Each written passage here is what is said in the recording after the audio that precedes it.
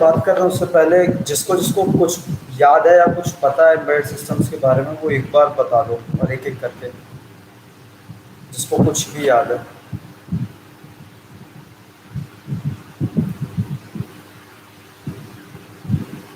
कोई इंटरेस्टेड है?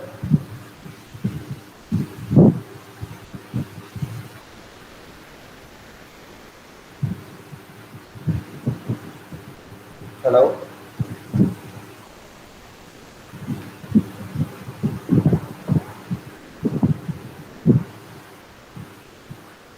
हेलो।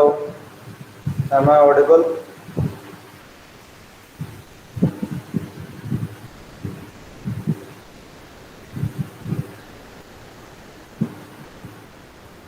आप लोग रिस्पॉन्ड क्यों नहीं करते हैं सर? आपकी ट्रेनिंग ले रहे हैं या सेल्फ सेशन ले रहे हैं?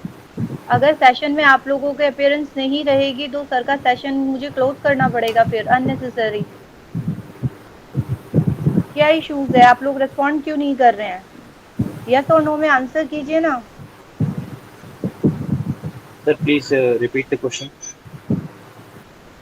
जिसको भी एम्बेडेड सिस्टम्स के बारे में कुछ भी पता है, गलत सही से फर्क नहीं पड़ता, जो भी पता है वो एक बार या तो आप चैट में डाल दो या तो आप माइक ऑन करके बोलना चाहो तो बोल सकते हो।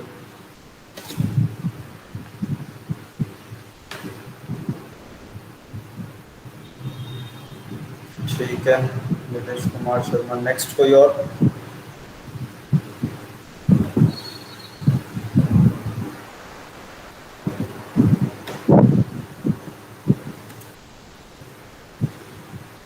और भी कोई?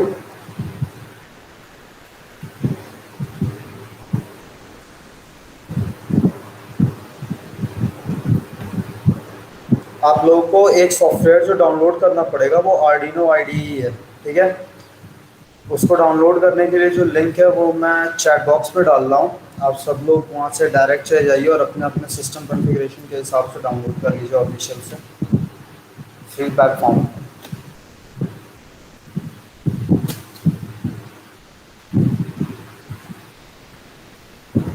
फोन में हो जाएगा। सॉफ्टवेयर कैसे भी फ़ोन पे ही चल सकता है। प्ले स्टोर पे शायद इसका एक वर्जन अवेलेबल है, चेक करिए शायद मिल जाए आपको आर्डिनो आईडी नाम से। प्ले स्टोर पे एक वर्जन अवेलेबल है एंड्रॉइड के लिए, तो अब एक बार चेक कर लो। बाकी जो भी सिस्टम से अटेंड कर रहे हैं वो इस लिंक पे जाएं और यहाँ से उनको सॉफ्टवेयर मिल जाएगा। ठीक है। अब एक इंसान ने सिर्फ यहाँ बताया है, बाकी किसी ने कुछ बोला नहीं है, तो मैं स्टार्ट कर रहा हूँ। ठीक है। सर प्रेजेंटेशन शेयर कर दीजिएगा।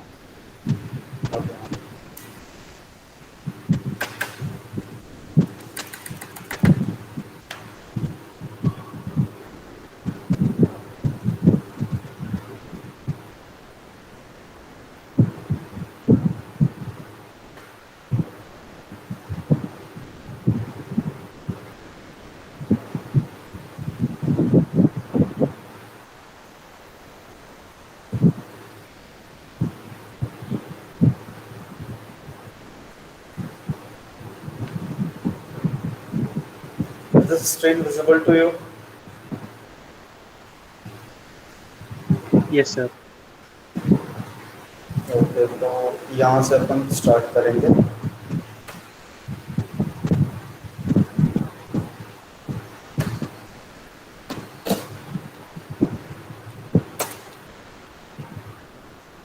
स्क्रीन विजिबल है? अब देखिए, आपने अभी तक मेरे को जो बताया वो ठीक है। इसके बाद से मैं बता रहा हूँ।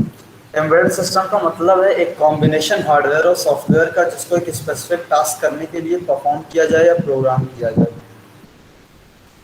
फॉर एग्जांपल वॉशिंग मशीन्स या फिर MP3 प्लेयर्स, दुनिया भर के एग्जांपल्स लिखे हुए हैं। इनके अलावा और भी एग्जांपल्स हैं जो एज एम्बेडेड सिस्टम काम करते हैं। आप कहने को ये भी कह सकते हो कि फ़ोन भी एक तरीके का एम्बेडेड सिस्टम है, हालांकि उसमें बहुत कुछ और एडवांस भी ऐड है। ठीक है। और बहुत कुछ नहीं होता है, बहुत छोटा सा सिस्टम है। ठीक है। और यूजेस देख लीजिए, ये यूजेस दिए हुए हैं।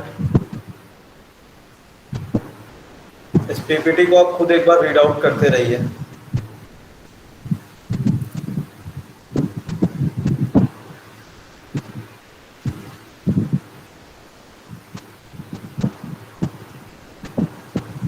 ठीक है, अब यहाँ से जो है, यहाँ से दूसरी चीज़ स्टार्ट कर रहा हूँ। Classification of embedded system. Embedded system basically जो है एक कोई भी सिस्टम है जो हार्डवेयर और सॉफ्टवेयर कंबाइंड हो, जिसको एक स्पेसिफिक टास्क के लिए प्रोग्राम किया गया है। अब ये 4 टाइप के दिए हुए हैं यहाँ पे: standalone real time embedded system, network appliance और mobile embedded system.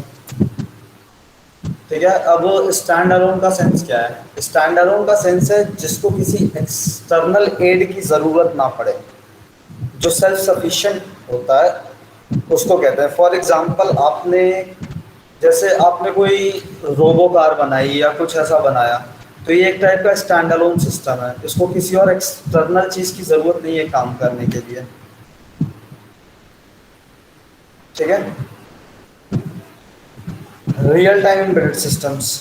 Real time embedded systems का मतलब सीधा नाम से दिख रहा है कि जो एक्चुअल टाइम है उसके अंदर काम करते हैं। अब फॉर एग्जांपल इसको अगर एक्सप्लेन करना है मुझे, तो जैसे एक डीवीडी प्लेयर है, एक डीवीडी प्लेयर को आपने प्ले किया, तो जैसे ही आप क्लिक करते हो तुरंत प्ले होता है। ठीक है। अब ये जो रियल टाइम एम्बेडेड सिस्टम्स है, इसको अपन डिवाइड करते हैं 2 टाइप में।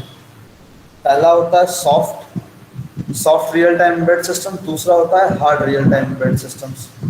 अब जो मैंने डीवीडी प्लेयर का एग्जांपल दिया है, ये सॉफ्ट एम्बेडेड सिस्टम्स है। ठीक है। जैसे अगर मैं रिमोट से क्लिक करता हूँ, तो ये ज़रूरी नहीं कि तुरंत ऑन हो सकता है 1 माइक्रोसेकंड का डिले आ जाए, 2 माइक्रोसेकंड का डिले आ जाए। ये डिलेज नॉर्मल होते हैं, और इस डिले से जो है कोई बहुत ज़्यादा खतरा नहीं है। मतलब ऐसा नहीं कुछ प्रलय नहीं आने वाला है, तो ये हो जाते हैं, बस डिलेज आते हैं, जिनको कहते हैं soft real time embedded systems. और दूसरा है hard real time embedded systems. अब hard real time embedded systems का अगर एग्जांपल लेना है, तो अभी आपने शायद रिसेंट न्यूज़ सुनी होगी। अरे हमास और इसराइल फोर्सेस के बीच वॉर की। इसराइल के पास एक वेपन है जिसको आयरन डोम कहते हैं। तो आयरन डोम को आप एक hard real time embedded systems का एग्जांपल ले सकते हो। क्यों? क्योंकि उसकी जो स्टार्टिंग है, उसको एक एग्जैक्ट टाइम पे हिट करना है हर चीज़ को। आवाज़ आ रही है आप लोग को? Yes, sir. हेलो। ठीक है, तो जो आयरन डोम सिस्टम है, वो एक तरह से आप कह सकते हो hard real time embedded system है। हालांकि पूरी तरह से यही नहीं है, बहुत एडवांस चीज़ है वो, लेकिन एक एग्जांपल के तौर पर उसको लिया जा सकता है। नेटवर्क एप्लीकेंस और लास्ट है मोबाइल एम्बेडेड सिस्टम्स। तो अभी अपन जिस पे ज़्यादा फोकस कर रहे हैं, वो हिस्सा मोबाइल एम्बेडेड सिस्टम्स और नेटवर्क एप्लीकेंस का नहीं है, वो रियल टाइम एम्बेडेड सिस्टम्स का है और स्टैंड अलोन का है। ठीक है। अब ये देख लीजिए, पार्ट्स जो हैं, जो ज़रूरतें हैं: microprocessor, microcontroller, assembly language, C language, operating system. Operating system सबके सिस्टम्स में पड़ा हुआ है ऑलरेडी, कोई ना कोई तो होगा ही। सी लैंग्वेज मोस्टली आती होगी आप लोगों को, मुझे लगता है। असेंबली जिनका सब्जेक्ट रहा होगा, माइक्रो प्रोसेसर या माइक्रो कंट्रोलर सब्जेक्ट था आपका। Hello hello.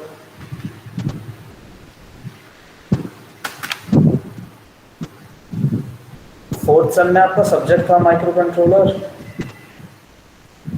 Hello.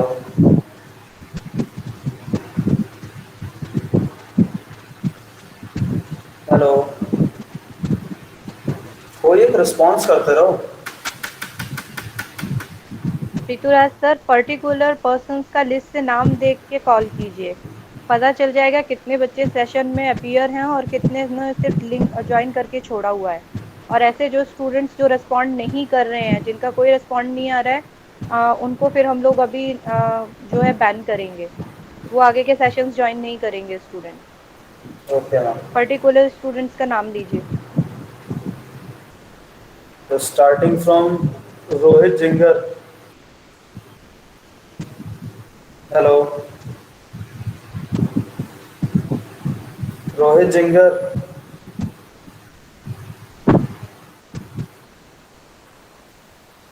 Lokendra Singh गौर। Yes sir. हाँ तो एटलीस्ट आप लोग रिप्लाई देते रहिए। लास्ट क्वेश्चन मैंने आपसे क्या पूछा था? सर जो माइक्रो प्रोसेसर है वो आपके फोर्थ सेम में था कि नहीं था?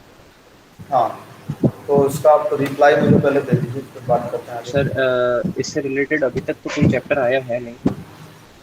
और मैं एक्चुअली मैकेनिकल से हूँ, और सर इसका ओके मुझे कोई आइडिया है नहीं। ओके। इलेक्ट्रॉनिक्स से कोई है, इलेक्ट्रॉनिक्स एंड कम्युनिकेशन से? Sir, there are total approx 50 students. Out of 50 students, one student from EC branch and one student from CA branch, and approx 20 students from mechanical branch.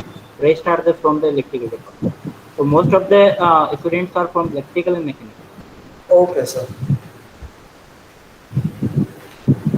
तो ठीक है, फिर मैं आपको ये समझा देता हूँ असेंबली लैंग्वेज का मतलब क्या होता है।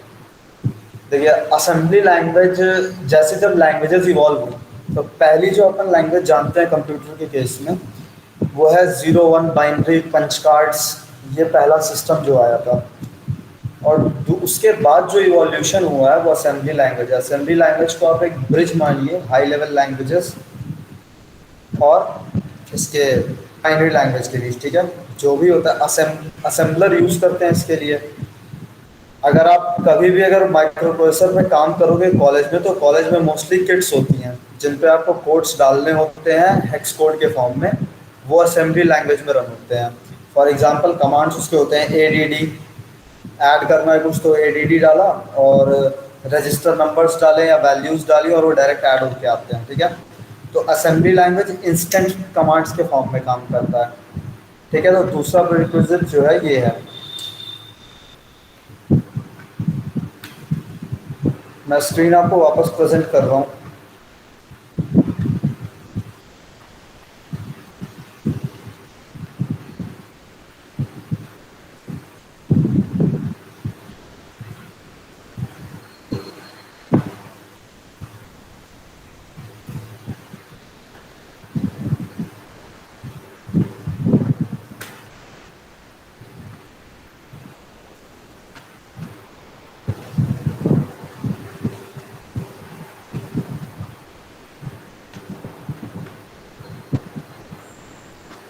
अब अगर किसी को पता हो तो मुझे माइक्रो प्रोसेसर और माइक्रो कंट्रोलर के बीच डिफरेंस बता दो, अगर किसी को याद हो तो। और नहीं याद हो तो चैट में नो डाल दो। Electrical department student, please respond this question. Prateek sir ने आपको ऑलरेडी बता चुके हैं, इस क्वेश्चन का आंसर दीजिए।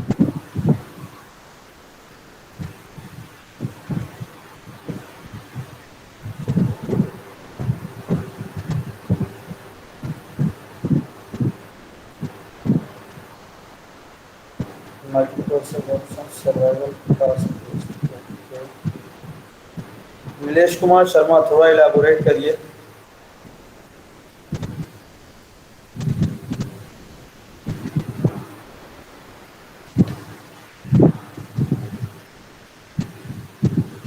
तो माइक्रो प्रोसेसर भी स्पेसिफिक टास्क ही कर सकते हैं, ऐसा तो है नहीं आप कुछ बताओगे और कुछ कर लेंगे।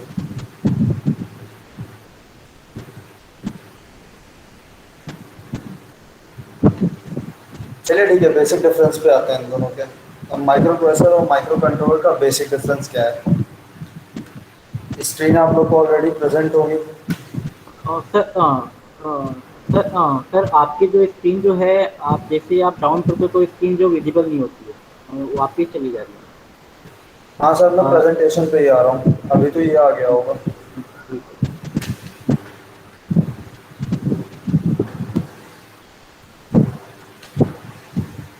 अब माइक्रो कंट्रोलर और माइक्रो प्रोसेसर के बीच का जो बेसिक डिफरेंस है वो इतना है कि एक माइक्रो प्रोसेसर को हर तरह से एक्सटर्नल एड्स चाहिए होते हैं।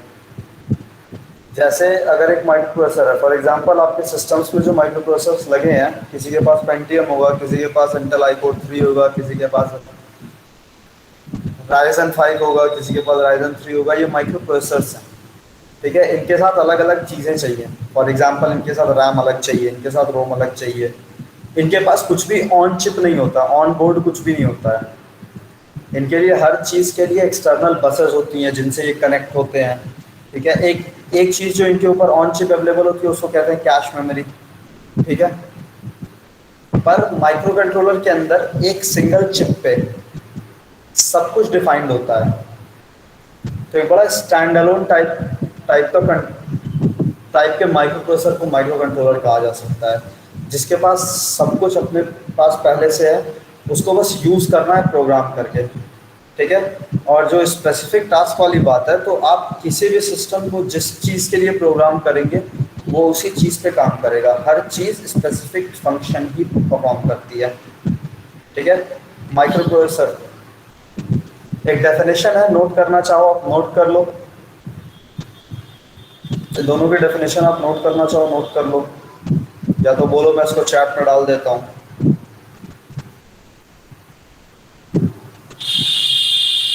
असेंबली लैंग्वेज मैंने आपको बता ही दिया है क्या होता है, ठीक है। अब यहाँ पे हम जब यूज़ करेंगे तो एम्बेडेड सी यूज़ करेंगे। अब क्यों यूज़ करेंगे, इसका रीज़न है। पहला, इजी है, सबने सीखा हुआ है और बहुत ज़्यादा झंझट नहीं होता है इसको यूज़ करने में, ठीक है, लगभग सबको आता है। और दूसरा, ऐसी लैंग्वेज है जिसको ब्रिज कहा जाता है, सी इज़ अ ब्रिजिंग लैंग्वेज। मतलब ये बहुत हाई लेवल लैंग्वेज नहीं है कि जो पूरी तरह पाइथन पूरी तरह लगभग इंग्लिश की तरह चलती है, और असेंबली लैंग्वेज की तरह नहीं है कि बड़े रोबस्ट कमांड्स हैं, सब कुछ याद रखना पड़ेगा, कोई लॉजिक आप खुद इम्प्लीमेंट नहीं कर सकते, ऐसा कुछ नहीं है सी के साथ। इसलिए यहाँ पे सी यूज़ करते हैं, कर रहे हैं अपन अभी, ठीक है। ये आपको बता ही चुका हूँ। लाइनक्स देख लीजिए, आपके पास अगर ऑपरेटिंग सिस्टम नॉर्मल है तो कोई बात नहीं है, लेकिन लाइनक्स यूज़ किया जाता है प्रेफरेबली जब आप बहुत भारी सिस्टम्स बनाते हो। उसकी वजह ये होती है कि लाइनक्स को कहा जाता है प्रोग्रामर्स ऑपरेटिंग सिस्टम। इसकी वजह ये होती है कि बहुत सारी चीज़ें, एक तो लाइनक्स पे जो कुछ भी आपको यूज़ करना होता है फ्री ऑफ कॉस्ट अवेलेबल होता है, और लाइनक्स कमांड्स पे चलता है और बहुत रोबस्ट सिस्टम होता है। मतलब जैसे कुछ प्रॉब्लम्स आती हैं विंडोज़ में जो प्रॉब्लम्स कभी लाइनक्स में नहीं आती हैं, स्पीड हो गया, या जो अलग अलग इंटरप्ट्स आते हैं जल्दी जल्दी, या जो यूआई जो होता है यूज़र इंटरफेस, वो विंडोज़ का बहुत अच्छा होता है। लाइनक्स के केस में यूज़र इंटरफेस नहीं मिलता है, तो जिसको आदत होती है मोस्टली वही यूज़ करता है। लेकिन यहाँ अभी अपन सेशन के लिए आपको आपके पास जो भी ऑपरेटिंग सिस्टम हो उसके अंदर अपन डाउनलोड कर लेंगे आर्डिनो आईडी और प्रोटियस, उसके साथ चलाएंगे। आप लोग की आर्डिनो आईडी डाउनलोड हो चुकी है? हेलो,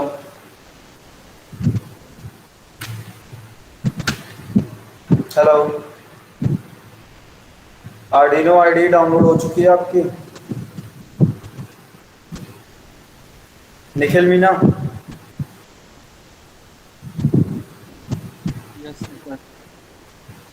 आपने डाउनलोड कर लिया है आर्डिनो आईडी? नो सर, अभी डाउनलोड करें। डाउनलोड हो रहा है? किसी का डाउनलोड कंप्लीट हुआ है?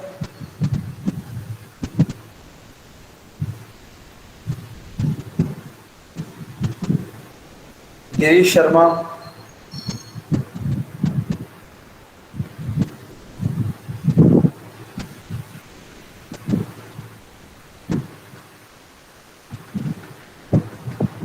गिरीश शर्मा, ओके, मैं लिंक वापस शेयर कर दे रहा हूँ।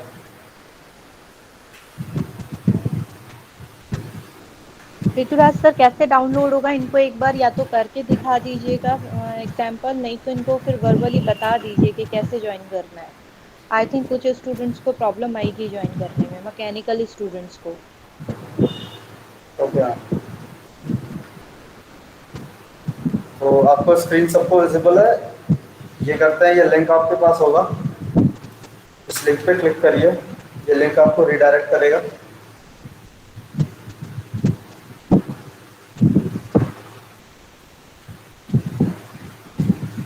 अब आपके रिस्पेक्टिव सिस्टम्स क्या हैं ये आप ही बता पाओगे। विंडोज़ कितने लोग यूज़ कर रहे हैं? विंडोज़ 8.1, 10, 7 से पुराना जिसका भी विंडोज है उसमें प्रॉब्लम आएगी, बाकी सब में चल जाएगा लगभग।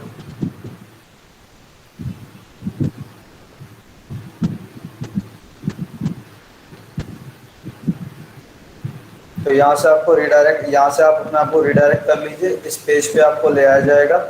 यहाँ पे हर फाइल्स की लिंक दी हुई है, जिस हिसाब से आपका सिस्टम है, सिस्टम की जो भी कॉन्फ़िगरेशन है उसके हिसाब से यहाँ पे आप डाउनलोड कर लीजिए। फ्री ऑफ कॉस्ट है। एक डोनेशन की रिक्वेस्ट आती है, उसको इग्नोर कर दीजिए तो भी ठीक है, कोई प्रॉब्लम नहीं है।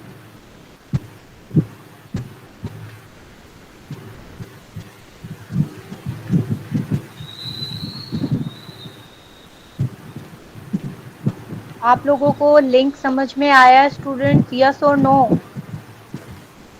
अमित सर, इस ग्रुप में कोई भी बच्चा रिस्पॉन्ड क्यों नहीं कर रहा है?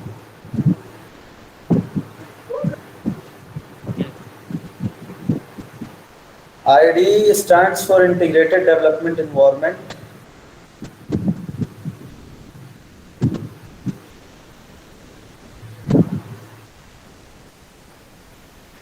आप लोग एक काम करो, आप सारे लोग कैमरा ऑन करो और मैं भी कैमरा ऑन कर लेता हूँ। कोई भी बिना कैमरा ऑन किए मत बैठो, क्योंकि आप लोग जवाब नहीं दे रहे हो कुछ भी। तो आप सारे लोग कैमरा ऑन कर लो। ऋतुराज सर, कैमरा ऑन मत कराइएगा, बहुत इंटरप्ट होगा चीजों में फिर।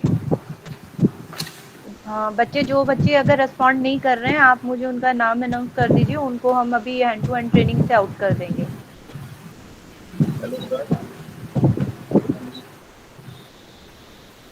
हेलो, हाँ बताइए नीतीश कुमार जी, आप बोल रहे थे कुछ। पता नहीं सर, नेटवर्क इशू है सर। मैंने 2-3 बार सर माइक ऑन करके ट्राई किया बोलने का, लेकिन शायद मेरी वॉइस वहाँ तक नहीं। आप बोलिए, अब बोलिए, अब आवाज़ आ रही है आपकी, अब बताइए।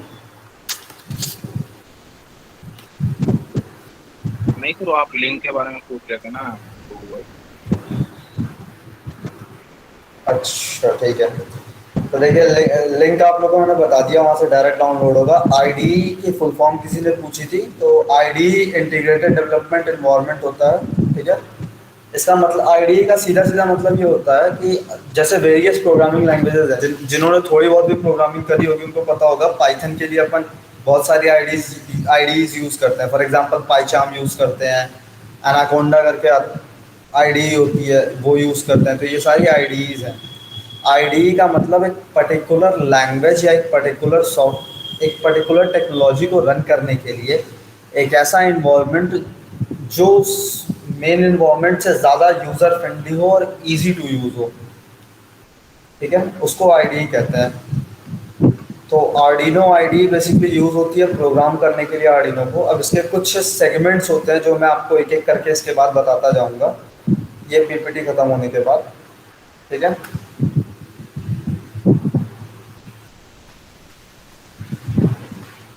अब एक ये एग्जांपल है, देख लीजिए, या एक फ्लो चार्ट समझिए चलता कैसे है। ये प्रोडक्ट कंसेप्ट है, ठीक है। आपको अगर कुछ डिज़ाइन करना है, आपके मान लीजिए आपके दिमाग में एक आइडिया है। फॉर एग्जांपल अपन कहते हैं कि एक 8 लेग रोबोट बना रहे हो आप, ठीक है। तो पहली चीज़ जो हिट करेगी आपके दिमाग पे वो कंसेप्ट होता है, आइडिया होता है। फिर एनालिसिस ऑफ रिक्वायरमेंट्स क्या है आपकी, कुछ टूल्स चाहिए, कुछ नॉलेज चाहिए उसके लिए, कुछ डिज़ाइनिंग पैराडिग्म्स है उसके, ठीक है। आर्किटेक्चर डिज़ाइन का सिंपल मतलब है, आर्किटेक्चर डिज़ाइन का सिंपल मतलब यह है कि कहाँ क्या करेक्ट होगा और किसको किससे कहाँ जोड़ सकते हैं। बस मोटा मोटा समझने के लिए अब इतना जानिए, जब डिज़ाइन होगा तब मैं आपको इसके बारे में और डिटेल में बता दूंगा, ठीक है। अब ये डेवलप होने के बाद जो है ये एक लूप सिस्टम है, ये फीडबैक समझ के मानिए आप, ये फीडबैक समझ के चलिए पूरी तरह के। जैसे जितनी बार आप बनाओगे कुछ गड़बड़ आएगी, आप उसको वापस सही करोगे, फिर कुछ आएगा, फिर आप वापस सही करोगे, ठीक है। फाइनल वर्जन आता है आर्किटेक्ट का, ठीक है। ये सारा एक प्रोसीजर है, ठीक है। अब अगर इसके बाद और एक्सटेंड करना हो, अगर एक प्रोडक्ट के फॉर्म में देखें, ये जो है ये प्रोजेक्ट के फॉर्म में है। अगर प्रोडक्ट के फॉर्म में देखें तो ये और आगे एक्सटेंड होता है, ठीक है। फिर आप फीडबैक लेते हो दूसरे लोगों से, ये प्रोसीजर चलता है। एप्लीकेशंस देख लीजिए, एरोस्पेस में navigation system, landing system, flight altitude system, industrial में elevator controls, robot, engine control, medical में imaging system, patient monitor, heart pacers. एक और एग्जांपल है जो आपने इस वक्त हॉस्पिटल्स में कॉमन देखा होगा, पल्स ऑक्सीमीटर। पल्स ऑक्सीमीटर देखा है सबने? यस हाँ, तो Yes, पल्स sir. ऑक्सीमीटर जो है उसको भी एक टाइप से एम्बेड सिस्टम कहा जा सकता है।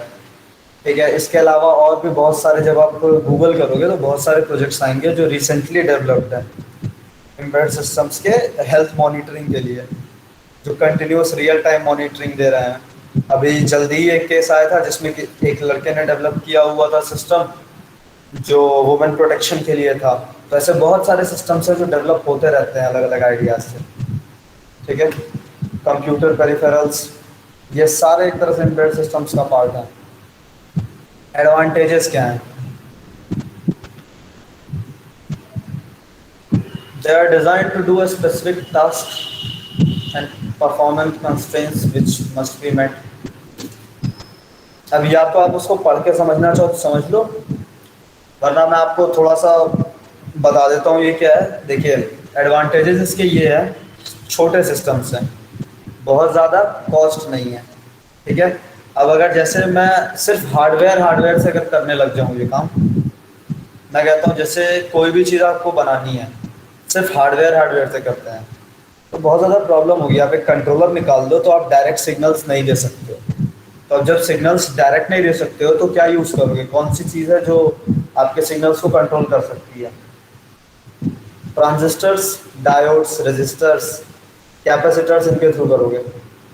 ठीक है, लेकिन ये इतना कॉम्प्लेक्स हो जाएगा, इतना ज़्यादा कॉम्प्लेक्स हो जाएगा कि आप बहुत ज़्यादा प्रॉब्लम हो जाएगी। फॉर एग्जांपल, अगर आपको एक वाटर लेवल मॉनिटरिंग सिस्टम बनाना हो, सिंपलेस्ट प्रोजेक्ट पे चलते हैं। अगर मान लीजिए आपको ये करना हो जो पानी की टंकियों में लगा होता है, ठीक है, पानी की टंकी भरती है तो आवाज़ करने लगता है।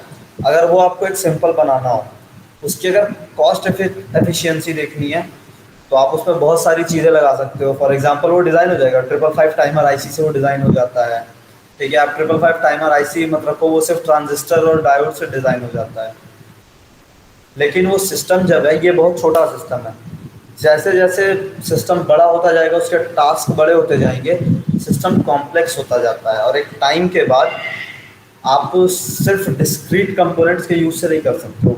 इसके लिए अपन कंट्रोलर के साथ एम्बेडेड सिस्टम्स डिज़ाइन करते हैं जिनके साथ ये काम थोड़ा सा आसान हो जाए। ठीक है, अब देखिए, मैं ये पीपीटी हो चुकी है ख़त्म। अब मैं आपको जो एक्चुअल सॉफ्टवेयर है आईडी, उसकी स्क्रीन दिखा देता हूँ।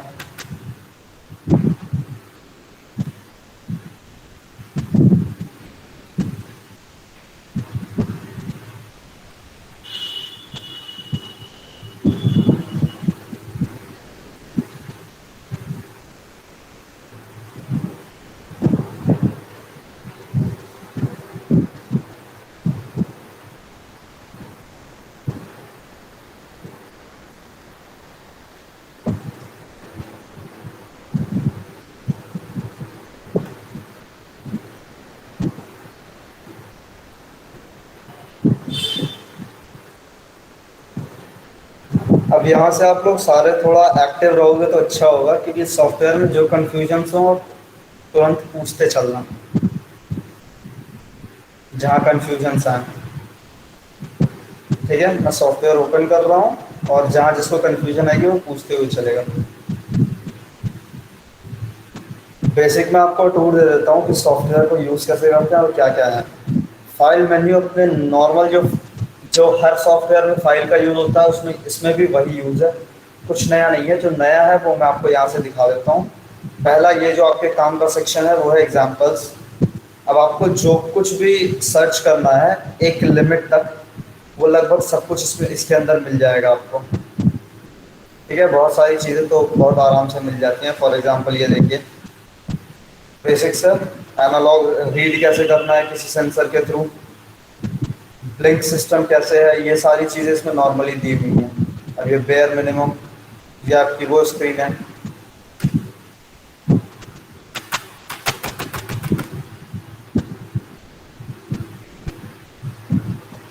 अब ये एग्जांपल्स में बेसिक्स में और ये ब्लिंक का कोड दिया होगा यहाँ पे, इसमें कोड्स ऑलरेडी बने हुए हैं इंस्ट्रक्शंस के साथ। तो कुछ कोड तो आपको अगर आप कहीं फंसते हो तो यहाँ से आपको कुछ कोड्स मिल सकते हैं। Robot control, liquid crystal display, LCD, इन सब के यहाँ पे कुछ कुछ के कोड्स दिए हुए हैं, ठीक है। अब ये प्रेफरेंस करके एक सेक्शन है, ये बहुत इंपॉर्टेंट सेक्शन है, ये आप जान लीजिए क्यों।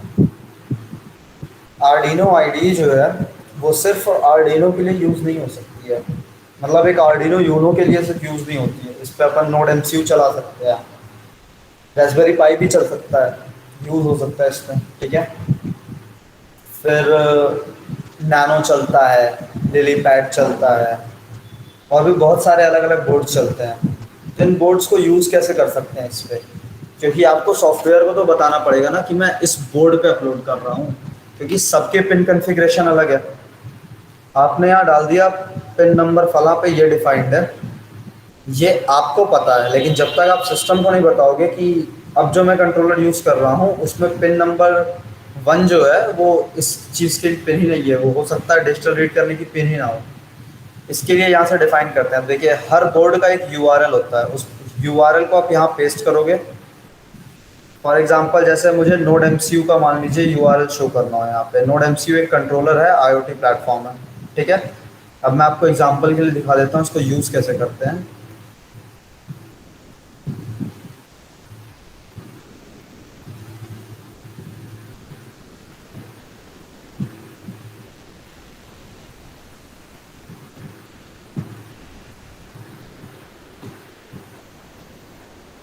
ठीक है, अब यहाँ देखिए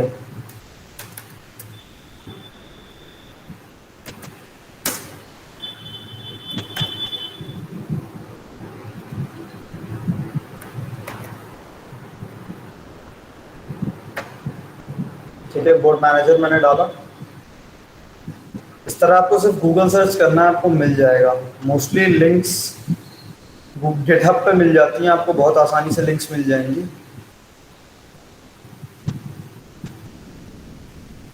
और उस लिंक को आपको कॉपी करके डालना था। देखिए जैसे ये लिंक आपको दिख रहा होगा नीचे, http://arduino.esp8266.com, ये लिंक दिख रही है आपको। ये लिंक को यहाँ से किया कॉपी, ठीक है।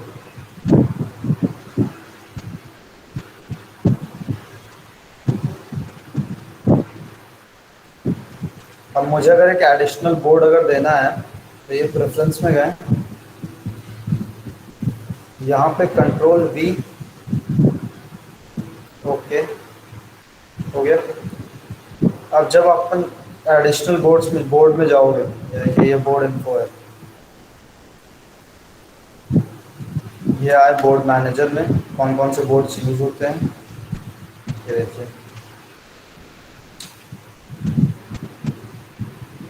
अभी यहाँ पे जब आपने प्रेफरेंस में वो लिंक पेस्ट किया, थोड़ी देर के अंदर यहाँ पे ESP8266 आ जाएगा। ये देखिए ESP8266, ये नोड एमसीयू है, ठीक है। ये अपना नोड एमसीयू के लिए है। इसको अपन इंस्टॉल जब करते हैं तो ये डिक्लेयर कर देते हो आप एक तरीके से कि मैं I am using this board for this particular project और दिस पर्टिकुलर फाइल। और अगर आप नॉर्मली देखोगे बाय डिफ़ॉल्ट तो आर्डिनो यूनो पे ही रहता है इसका, ठीक है। एडिट भी लगभग सेम है, जैसे आप पहले यूज़ करते थे एडिट, वैसे ही यहाँ भी अभी यूज़ होगा। ये बहुत काम का पार्ट नहीं है, आपको समझना हो आप इसमें ट्राई करना। जैसे वर्ड में यूज़ होता है वैसे ही एडिट का यहाँ भी यूज़ है। स्केच का एक सेक्शन देख लो, ये जो है ये एक्चुअली टेक्निकल सेक्शन है। वेरीफाई या कंपाइलेशन, ये चेक करने के लिए होता है कि आपका प्रोग्राम सही है या नहीं, लेकिन सही के मायने क्या है ये अलग बात है, ठीक है। जैसे वेरिफिकेशन या स्केच के फॉर्म में अगर कंपाइलेशन का देखेंगे तो ये सिर्फ ये चेक करेगा कि आपके प्रोग्राम में एरर तो नहीं है, या कहीं आपने सिंटैक्स कुछ गलत तो नहीं छोड़ा है, या जो लॉजिकल फ्लो होता है किसी भी चीज़ का, जैसे इसके बाद ये आना है इसके बाद ये आना है, वो फ्लो आपका गड़बड़ तो नहीं है, सिर्फ ये चेक करता है। ये अपलोड का सेक्शन है। जब आप फिजिकल आर्डिनो यूज़ करते हो उस पर एक प्रोग्राम अपलोड करने के लिए ये चीज़ यूज़ होती है, ठीक है, डायरेक्ट आर्डिनो पे। अब ये अपलोड यूजिंग प्रोग्रामर, देखिए एक तो जो आर्डिनो बोर्ड होता है, आर्डिनो एक डेवलपमेंट बोर्ड है, ठीक है, और दूसरी चीज उस पर जो कंट्रोलर लगा हुआ है वो है 8MEGA328। नोट कर लो आप, मैं इसका नाम डाल दे रहा हूँ चैट बॉक्स में।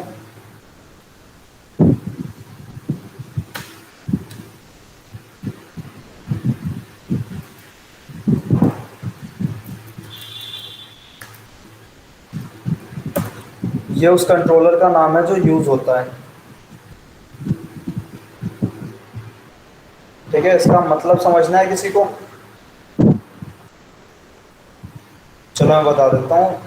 80, ठीक है, पहला जो इसका पार्ट है 80, 80 का मतलब है ये कंपनी का नाम डिनोट कर रहा है। ये जो पर्टिकुलर कंट्रोलर है ये एटमेल का है। एटमेल एक कंपनी है जो माइक्रो कंट्रोलर्स या माइक्रो प्रोसेसर बनाती है, तो उन्होंने अपने प्रोडक्ट को ये नाम दिया है, ठीक है, उनका है ये। मेगा क्या है? मेगा एक सीरीज है। हाँ, स्क्रीन मैंने जानबूझ के लेफ्ट किया अभी, पहले आप उस पार्ट को समझ लो, ठीक है। मेगा जो है एक सीरीज है, जिस सीरीज में बहुत सारे माइक्रो कंट्रोलर्स आते हैं, ठीक है। अब 328, इसमें 328 में 32, 32 का मतलब क्या है? 32 बिट इसकी फ्लैश मेमोरी है। कितना ये स्टोर कर सकता है? 32 KB, 32 KB ये स्टोर करता है। 32 KB का आप इसमें प्रोग्राम डाल सकते हो, ये उस पर चलेगा। और 8 क्या है? ये एक 8 बिट माइक्रो कंट्रोलर है। आपके पास जो आपके सिस्टम्स में लगा हुआ है प्रोसेसर कितने बिट का है?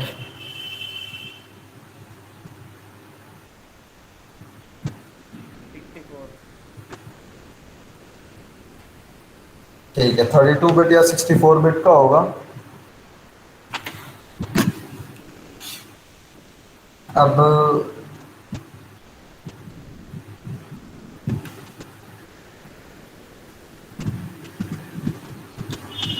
ये एक स्केच का सेक्शन है। अब ये अपलोड यूजिंग प्रोग्रामर क्या है? देखिए, एक प्रोग्रामर जो है ऑलरेडी आर्डिनो बोर्ड पे इंस्टॉल्ड होता है। अरे सॉरी, मैंने स्क्रीन प्रेजेंट करना भूल गया आपको शायद, एक सेकंड।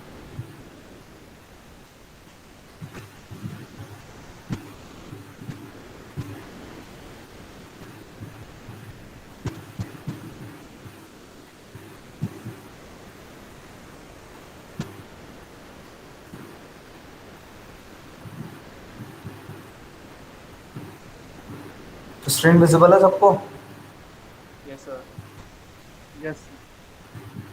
ठीक है, अब देखिए अपलोड यूजिंग प्रोग्रामर का क्या मतलब है। जब कभी कभी ऐसा यूज़ करते हैं या कोई ऐसा प्रोजेक्ट है जो डायरेक्ट नहीं है, फॉर एग्जांपल अपन सिर्फ कंट्रोलर यूज़ कर रहे हैं, डेवलपमेंट बोर्ड यूज़ ही नहीं कर रहे हैं, आर्डिनो एक डेवलपमेंट बोर्ड है, आर्डिनो यूज़ नहीं कर रहे हैं, कोई सीधा सिर्फ माइक्रो कंट्रोलर यूज़ कर रहे हैं, या कुछ ऐसी सिचुएशंस हैं, तो आईएसपी प्रोग्रामर आता है, या और भी ऐसे प्रोग्रामर्स आते हैं, ठीक है, जिनके यूज से किसी एग्जिस्टिंग कंट्रोलर पे अपन प्रोग्राम लोड कर सकते हैं, ठीक है। इसके लिए अलग से आपको डेवलपमेंट बोर्ड लेने की जरूरत नहीं, क्योंकि आर्डिनो आईडीई से जो होगा वो डेवलपमेंट बोर्ड पे ही होगा। तो ये ऑप्शन दिया गया है, आप एक छोटा सा प्रोग्रामर यूज करके आप डाटा डाल सकते हो। अब ये एक्सपोर्ट कंपाइल्ड बाइनरी, ये जो है ये सेक्शन आप लोग अभी कंटिन्यूअस यूज करोगे, प्रोटियस यूज जब शुरू होगा आपका प्रोटियस पे काम तब, ठीक है। एक्सपोर्ट कंपाइल बाइनरी, इससे होता क्या है, ये जो पूरा कोड है इसको एक हेक्स फॉर्म में जनरेट कर देता है, जो exe के एक्सटेंशन के साथ आपकी फाइल में सेव हो जाएगा, ठीक है। उसको आप जब डायरेक्ट अपलोड करते हो, क्योंकि अब अगर कोई सॉफ्टवेयर है तो सॉफ्टवेयर कैसे अपलोड लेगा, ये जो अपलोड के सेक्शंस हैं ये सारे सेक्शंस डायरेक्ट हार्डवेयर के लिए हैं। अगर आपको प्रोटियस पे यूज़ करना है तो प्रोटियस पे आपको ये ऑप्शन यूज़ करना पड़ता है, एक्सपोर्ट कंपाइल बाइनरी। इस सेक्शन से उठा के आपका जो प्रोग्राम है उस पर अपलोड होता है, ठीक है। ये इंक्लूड लाइब्रेरी, अब आपको जो नई चीज़ यूज़ करनी है उसके लिए लाइब्रेरी लेनी ही पड़ेगी। जीएसएम है, जीएसएम का फुल फॉर्म किसी को पता है?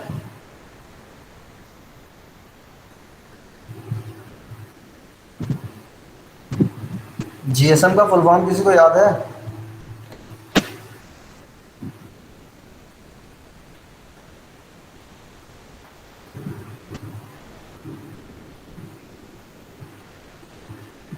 Hello, am I audible? Yes, sir.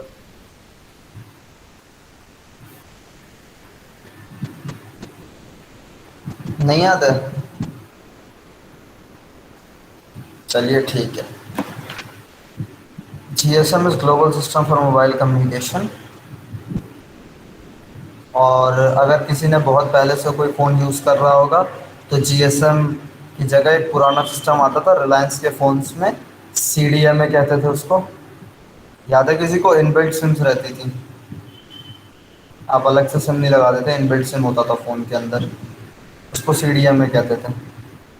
तो GSM यहाँ पे मॉड्यूल के लिए यूज़ हो रहा है, जो जो सिम मॉड्यूल अपना होता है, जिससे अपन फ़ोन्स पे होने वाले जो कनेक्शन है, या किसी को अगर आपको रैंडमली देना है, एक नोटिफिकेशन देना है, किसी चीज़ के लिए मैसेज देना है, उस टाइप के सिस्टम्स डिज़ाइन होते हैं यहाँ से। ठीक है, और ये अलग अलग लाइब्रेरीज दी हुई हैं जो यूज़ होती हैं ताकि आपको थोड़ा सा इजी रहे प्रोग्राम करना। लाइब्रेरीज का कोई और यूज़ नहीं होता है, बिना लाइब्रेरीज के भी सब कुछ चल देगा, लेकिन आपको फिर हर चीज़ के लिए खुद एक फंक्शन बनाना पड़ेगा, आपको उस पर ज़्यादा मेहनत करनी पड़ेगी। तो थोड़ी सी आपकी मेहनत की बचत हो, इसके लिए ये सारी चीज़ें यूज़ होती हैं। ठीक है, अब ये टूल्स का सेक्शन है, इसमें जो सबसे इम्पोर्टेंट पार्ट्स हैं वो बता देता हूँ आपको। पहला, मैनेज लाइब्रेरीज। कौन सी लाइब्रेरीज आपने इंक्लूड की हैं, क्या आपको और इंक्लूड करना है, क्या लाइब्रेरीज आपने कभी डाउनलोड नहीं की हैं, वो सारी यहाँ से शो करती हैं, और आपको नई लाइब्रेरीज ऐड करनी हो तो आप ऐड करते हो। दूसरा सेक्शन है सीरियल मॉनिटर। अब देखिए, एक सीरियल मॉनिटर का कॉलम यहाँ दिया हुआ है, दूसरा सीरियल मॉनिटर आप एक्सेस करते हो यहाँ से। ठीक है, विजिबल है दूसरा आइकन? हेलो, सीरियल मॉनिटर का दूसरा आइकन विजिबल है? Hello, Yes, sir. ठीक है, तो ये सीरियल मॉनिटर का दूसरा आइकन है जो अपन यूज़ करेंगे। अब सीरियल मॉनिटर का काम क्या होता है, मैंने आपको बताया था अभी एक सेक्शन स्केच के अंदर, वेरीफाई या कंपाइल। ठीक है, दूसरा सेक्शन है सीरियल मॉनिटर। अब इन दोनों को आपस में कनेक्ट करके थोड़ा सा समझेंगे। वेरीफाई और कंपाइल में क्या करते हैं, अपन चेक ये करते हैं कि जो अपन ने कोड डाला है, या वो सिस्टम अपने को चेक करके बताता है कि जो कोड अपलोड किया गया है या जो कोड इसमें लिखा गया है वो लॉजिकली सही है कि नहीं। लेकिन ऐसा हो सकता है कि जो चीज़ लॉजिकली सही हो वो हार्डवेयर पे यूजलेस हो। जो चीज़ लॉजिकली सही है वो जब इम्प्लीमेंट करें तो हो सकता है वो यूजलेस हो। फॉर एग्जांपल, अगर मैं इस पर लिख के डाल दूँ, अभी ये पड़ा हुआ है, मैं यहाँ पे कोई एक वेरिएबल डिक्लेयर कर दूँ और हार्डवेयर में अटैच कर रहा हूँ, मान लेते हैं सर्वो मोटर अटैच कर रहा हूँ और रोटेशन उस पर पूरी दे रहा हूँ या कुछ ऐसा कर दे रहा हूँ। ठीक है, तो लॉजिकली वो फ्लॉट नहीं है, लॉजिकली वो सही है। या किसी सेंसर को मैंने दिया और उस सेंसर से कोई डाटा एक्सेप्ट नहीं कर रहा हूँ। ठीक है, प्रोग्राम में कुछ ऐसा डाला ही नहीं मैंने कि सेंसर से डाटा लेना है। ठीक है, तो सीरियल मॉनिटर को अपन यूज़ किस लिए करते हैं, जब अपन सेंसर्स यूज़ करते हैं, मोस्टली सेंसर्स के लिए यूज़ किया जाता है। जैसे कोई सेंसर अपन ने यूज़ किया, तो मैं इसमें हार्डवेयर ला के आपको दिखा दूंगा कल आपको एक बार। देखिए, इसमें अभी जैसे अपन ने कोई सेंसर यूज़ किया, इसके अंदर क्या होता है, एक IR सेंसर मान लेते हैं। IR सेंसर की रीडिंग्स कैसे आती हैं, जितनी बार उसके सामने कोई चीज़ आएगी उसकी रीडिंग 0 हो जाएगी, हटाते ही 1 हो जाएगी, या इसका ऑपोजिट भी अगर आप प्रोग्राम करते हो तो होगा। तो इस जैसे ये कंडीशन है। अब आपको कोई हार्डवेयर उससे अटैच करना है, मैं कहता हूँ मैं एक ऐसा सिस्टम बना रहा हूँ जिसमें जितनी बार मैं IR के सामने हाथ ले आऊँगा या कोई चीज़ उसके सामने आएगी, एक मोटर रोटेट होने लगेगा, और जितनी बार हाथ हटाऊंगा वो मोटर अपने आप रुक जाएगा। एक सपोजिशन है, ऐसा सिस्टम अपन मान के चलते हैं। ठीक है, तो अगर आप मोटर डायरेक्ट अटैच करोगे, उससे पहले, मोटर डायरेक्ट अटैच करने से पहले आप एक बार सीरियल मॉनिटर यूज़ करते हो सेंसर अटैच करके। आपने सेंसर अटैच किया, अब आप यहाँ पे जितनी बार हाथ रखोगे तो वहाँ पे आप एक कमांड देते हो सीरियल प्रिंट करके। यहाँ पे जितनी बार वो कमांड रन होगा कि अब मोटर रोटेट करना है, उतनी बार आपको सीरियल मॉनिटर पे मोटर रनिंग या जो भी आपने उस सीरियल प्रिंट के अंदर टेक्स्ट दिया होगा वो शो करता रहेगा।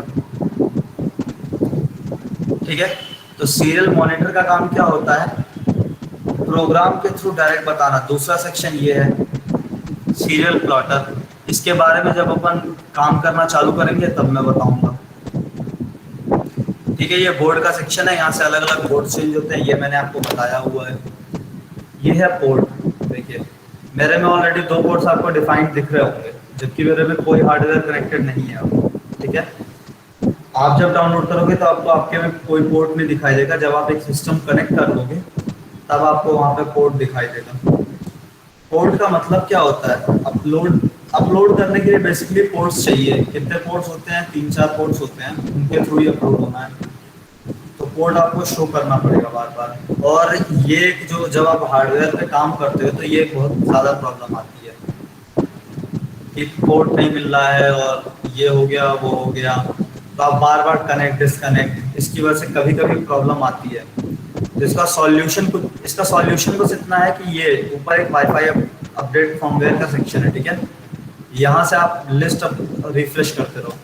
अब ये देखिए मैं लिस्ट रिफ्रेश की, तो अगर कुछ नया होता पोर्ट तो अपलोड हो जाता। ठीक है, तो यहाँ से आप उसको स्विच करते हैं, क्योंकि पोर्ट अपलोड करने में बहुत बार प्रॉब्लम आएगी पोर्ट चेक करने में। अब ये लास्ट सेक्शन है बर्न बूट लोडर का। बर्न बूट लोडर का क्या है? बर्न बूट लोडर का मतलब है, जैसे आप जब एक आईसी लोगे, जब एक सिर्फ एक मेगा328 की आप आईसी उठाओगे तो उसको आप डायरेक्ट प्रोग्राम नहीं कर सकते हो किसी भी प्रोग्रामर के थ्रू। आप एक बार आर्डिनो के ऊपर जो आईसी होती है उस आईसी को हटा के रख दो कहीं, और कुछ 30-35-40 रुपए की हो सकता है आईसी, जो नहीं शायद महंगी आती है, 80-90 रुपए की आती है 8 मेगा328 की आईसी। 8 मेगा328 की जब नई आईसी आप डायरेक्ट ला के इस पे लगाओगे तो वो चल जाएगा, ऐसा नहीं है, जबकि सिस्टम सेम है। तो आपको पहले बूट लोडर बर्न करना पड़ता है। बूट लोडर का मतलब क्या है? जब आपका प्रोग्राम स्टार्ट हो तो वो कुछ एक्सेप्ट करना चालू करे, इसके लिए आपको बूट लोडर का यूज करना होता है। ठीक है, अब इसमें आपको बहुत सारे सेक्शन समझ में आ गए। किसी को अगर किसी सेक्शन में कंफ्यूजन है तो अभी वो बता दे, वरना उसके आगे बढ़े हम।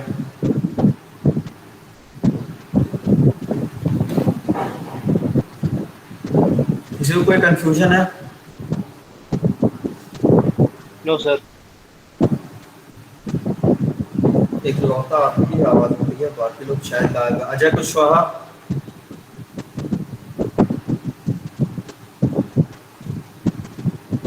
अजय कुशवाहा।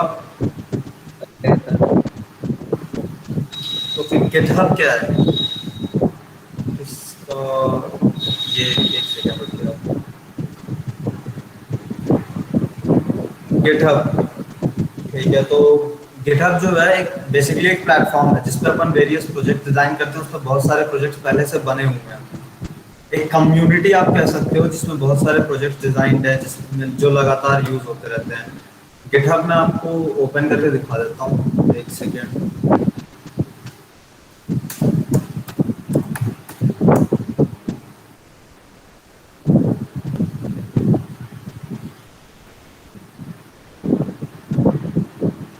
और बहुत सारे ऐसे टूल्स हैं जो गिटहब फ्री देता है। फॉर एग्जांपल अगर आपको होम ऑटोमेशन करना होगा डायरेक्ट, तो गिटहब पे एक ऑलरेडी फैसिलिटी अवेलेबल है। ठीक है, मैं तो कहूँगा आप सब लोग गिटहब पे एक बार रजिस्टर मार लेना, क्योंकि बहुत सारे अच्छे प्रोजेक्ट और प्रोजेक्ट आइडियाज इस पे आपको कंटिन्यूसली मिलते रहेंगे।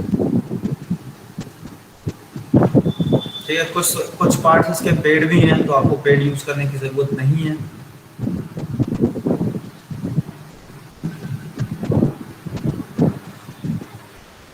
ठीक है, नाम क्या है वेबसाइट का? GitHub, GITHUB।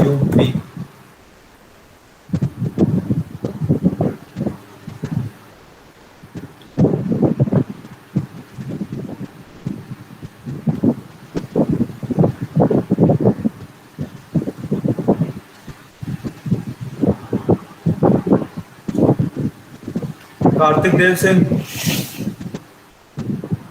हेलो।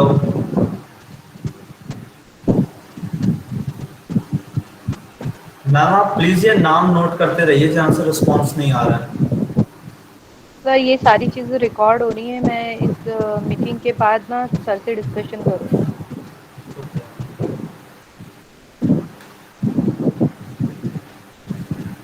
तो अगर आप सब लोग को ये सारे सेक्शंस क्लियर हो गए आर्डिनो आईडी में, तो मैं आगे बढ़ूँ। कुछ कंफ्यूजन है तो आप पहले पूछ लीजिए। सब स्टूडेंट्स का डाउनलोड हो गया है या नहीं हुआ है अभी? No sir. किन किन स्टूडेंट्स का डाउनलोड नहीं हुआ है? डाउनलोड हो चुका है? कितने लोग का डाउनलोड नहीं हुआ है?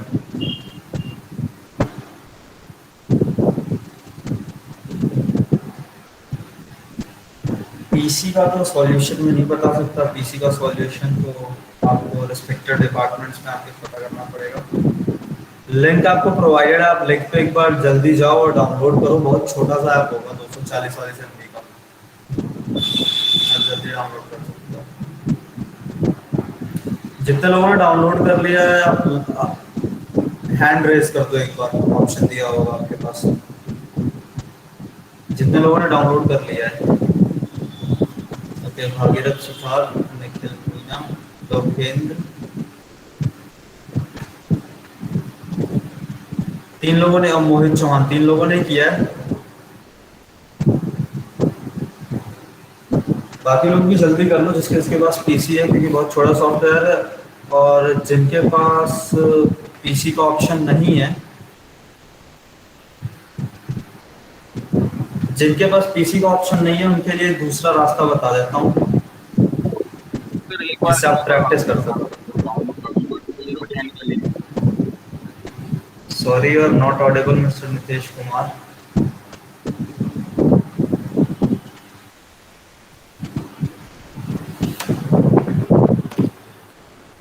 Hello, you are not audible, please repeat.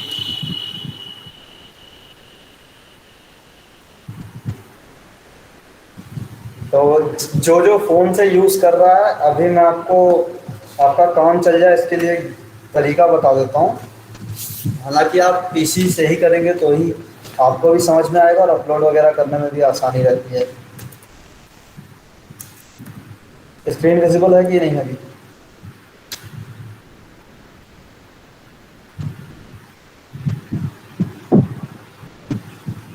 Windows 10 के लिए एक बार वापस, ओके, एक मिनट में बताता हूँ आपको। एक बार जिनका फोन का कंफ्यूजन है वो क्लियर कर दें। और विजिबल है screen? Yes sir. Yes sir.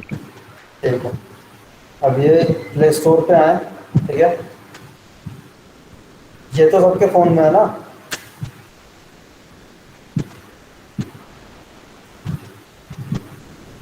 ठीक है, यहाँ पे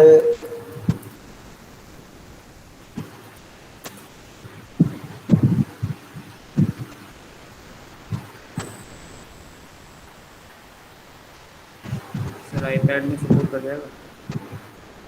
हेलो,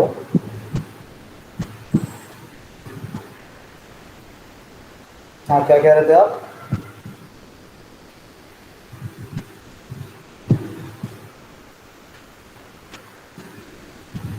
ये देखिए, यहाँ पे एक अवेलेबल है ऐप, आर्डुइनो ड्रॉइड करके, ठीक है? तो थोड़ा बहुत आपका काम इससे चल सकता है, लेकिन आप अगर इस ऐप से ये एक्सपेक्ट करोगे कि आप प्रोग्राम्स अपलोड कर लो और बहुत अच्छे से सारे काम हो जाएंगे, तो ऐसा नहीं है। इससे आपको प्रॉब्लम्स आएंगी फिर भी, क्योंकि कोई चीज़ किसी प्लेटफॉर्म के लिए ही डिज़ाइन होती है। इसका मैं लिंक ही आपको दे दे रहा हूँ चैट बॉक्स में आपके।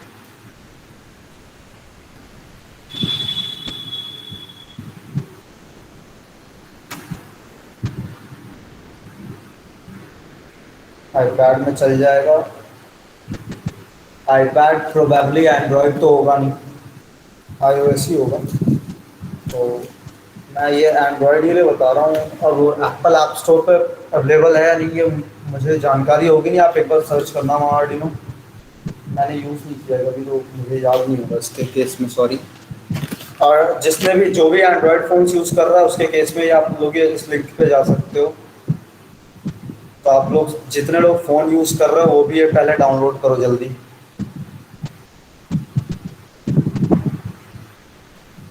हाँ नितेश कुमार, आप विंडोज 10 के लिए पूछ रहे थे ना। विंडोज 10 के लिए कोई अलग से प्रोसीजर नहीं है, ये देखिए स्क्रीन आपको विजिबल होगी। आप आर्डिनो आईडी जो लिंक आपको प्रोवाइडेड है, आप उस लिंक पे जाएंगे। सिंपली आप जब नीचे आएंगे तो यहाँ पे आपको विजिबल हो जाएगा। यहाँ डाउनलोड का ऑप्शन दिया हुआ है, ठीक है।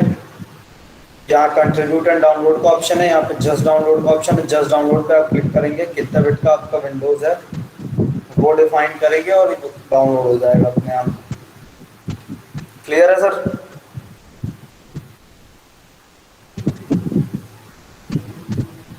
नितेश कुमार क्लियर है?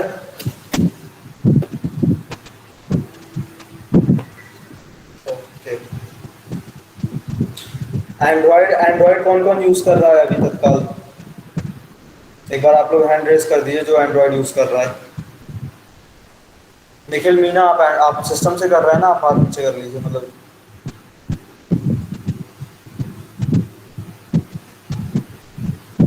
ठीक है। कौन कौन है एक बार? एक सेकंड में देख लेता हूँ। सिर्फ 4 लोग एंड्रॉयड फोन यूज करते हो?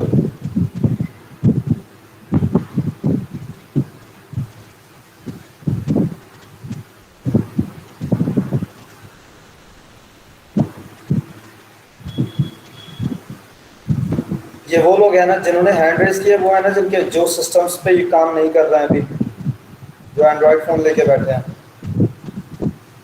जिनके पास भी एंड्रॉयड फोन है वो हाथ एक बार रेज कर लो अपने, ठीक है। तो आपको लिंक दिया हुआ है प्ले स्टोर का, प्ले स्टोर सबके पास है। प्ले स्टोर से ऐप डाउनलोड करो जल्दी एक बार। कितने MB का ऐप है?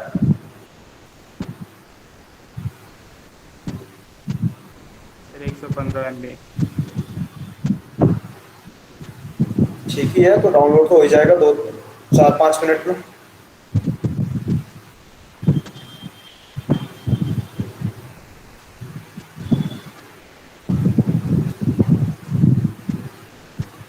सर अगर इतने देर सिस्टम में पे आपने क्या हुआ? सर अगर सिस्टम पे करें तो सिस्टम पे करेंगे तो आप बहुत ज़्यादा उस पर भी नहीं, 230-240 MB का आता है। 3-4 लोगों ने भी डाउनलोड किया, आप पूछ लो। क्योंकि मैंने बहुत पहले डाउनलोड किया था, तो एग्जैक्ट कितने MB का होगा ये चेक करना पड़ेगा। एक सेकंड,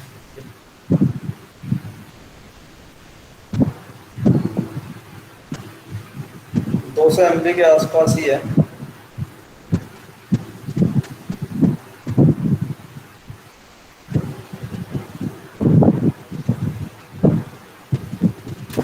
दो सौ MB के आसपास का ही सिस्टम होगा। किस किसने अभी डाउनलोड किया था? निखिल मीना, आपने डाउनलोड किया था ना अभी? कितने MB का था? सर 233। एक बार आप टाइप कर दीजिए, आपकी आवाज़ कट रही है तो आप एक बार टाइप कर दो, यहाँ पे मैसेज में डाल दो।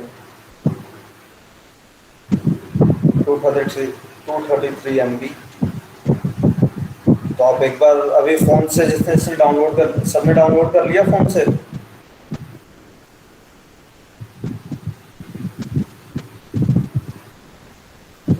एंड्रॉयड का सबने डाउनलोड कर लिया? यस सर, हो गया। ठीक है।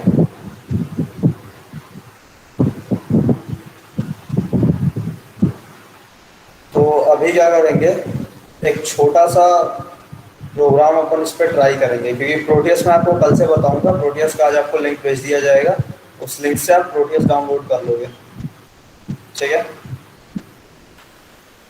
अब यहाँ पे देखते हैं। अब ये जैसे मेरा एक पर्सनल प्रोजेक्ट है ये, तो इसको ओपन करते हैं और इसको एज एग्जांपल मान के अपन कोड को समझेंगे कैसे होगा। ये मैं पहले बता देता हूँ कि ये कोड जो है ये किसी और माइक्रो कंट्रोलर पे लिखा हुआ है, किसी और डेवलपमेंट बोर्ड पे है। ये नोड MCU पे है, ESP8266 1.0 पे। ये आर्डिनो यूनो पे नहीं है। आर्डिनो यूनो का शायद मेरे पास कोड होगा।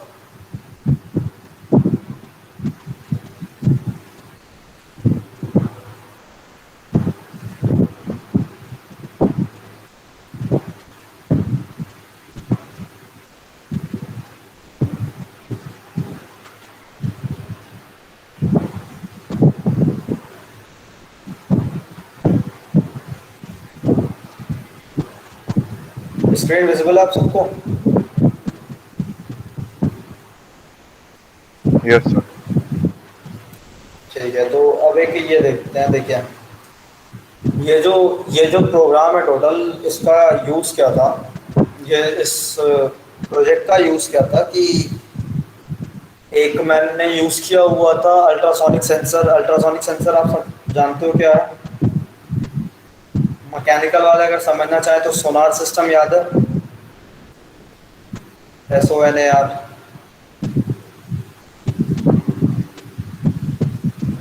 सबमरीन्स वगैरह में यूज़ होता है, ठीक है। तो इसमें 4 पिन्स का एक सेंसर है, ठीक है, जिसमें दो तो पावर के लिए हैं और बाकी दो जो हैं वो डिफाइंड होती हैं, एक ट्रिगर के लिए, एक इको के लिए। इसकी मैं आपको इमेज दिखा देता हूँ कैसा दिखता है ये बेसिकली।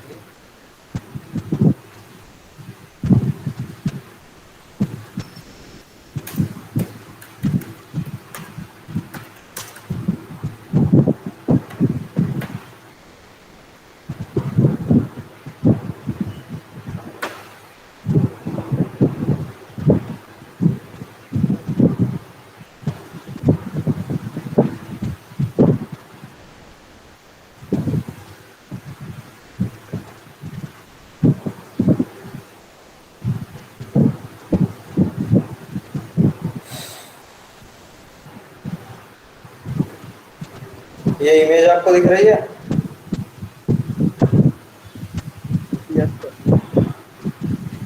ठीक है, अब देखिए इसमें 2 ग्राउंड डिफाइंड है। ज़ूम किया हुआ है मैंने, इसमें 2 ग्राउंड डिफाइंड है।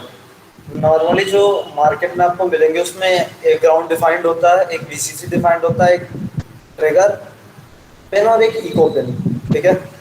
अब ट्रिगर और इको पिन का मतलब ये होता है कि एक पिन को अपन यूज़ करते हैं डाटा देने के लिए। मतलब एक पिन से अपन ये डिफाइन करते हैं कि सेंसर जो है एक अल्ट्रासोनिक वेव एमिट करेगा, और इको पिन जब वो रिसीव करता है तो इको पिन हाई होता है, ठीक है। दोनों पिन्स का यूज समझ में आ गया?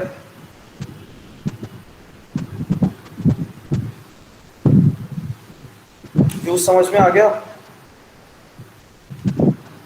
Yes sir.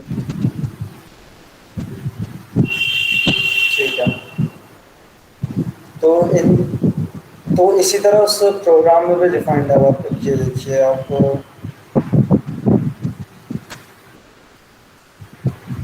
ठीक है, ये एक ट्रिगर पिन है जिसको D0 पे मैंने डिफाइन किया हुआ है, और इको पिन है जिसको D2 पे डिफाइन किया हुआ है,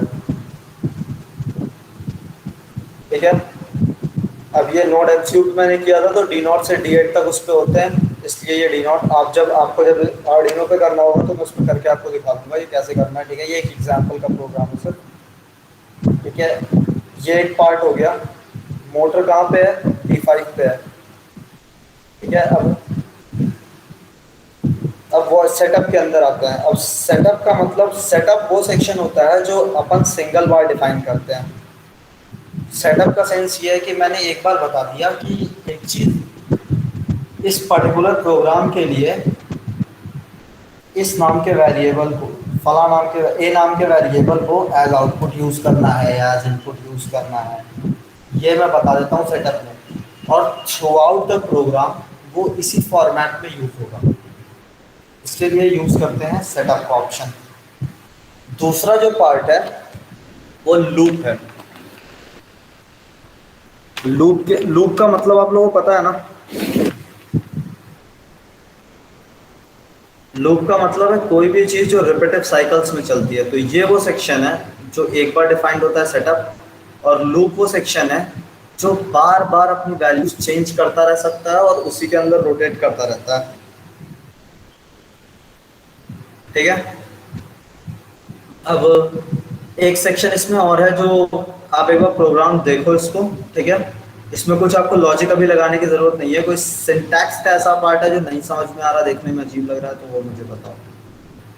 ये डिजिटल राइट का सेक्शन जो है, ये जैसे आप सी आउट यूज करते हो C++ में या प्रिंट यूज करते हो उस तरह का ये है, लेकिन ये डिजिटल राइट है तो ये डायरेक्ट हार्डवेयर पे चलता है,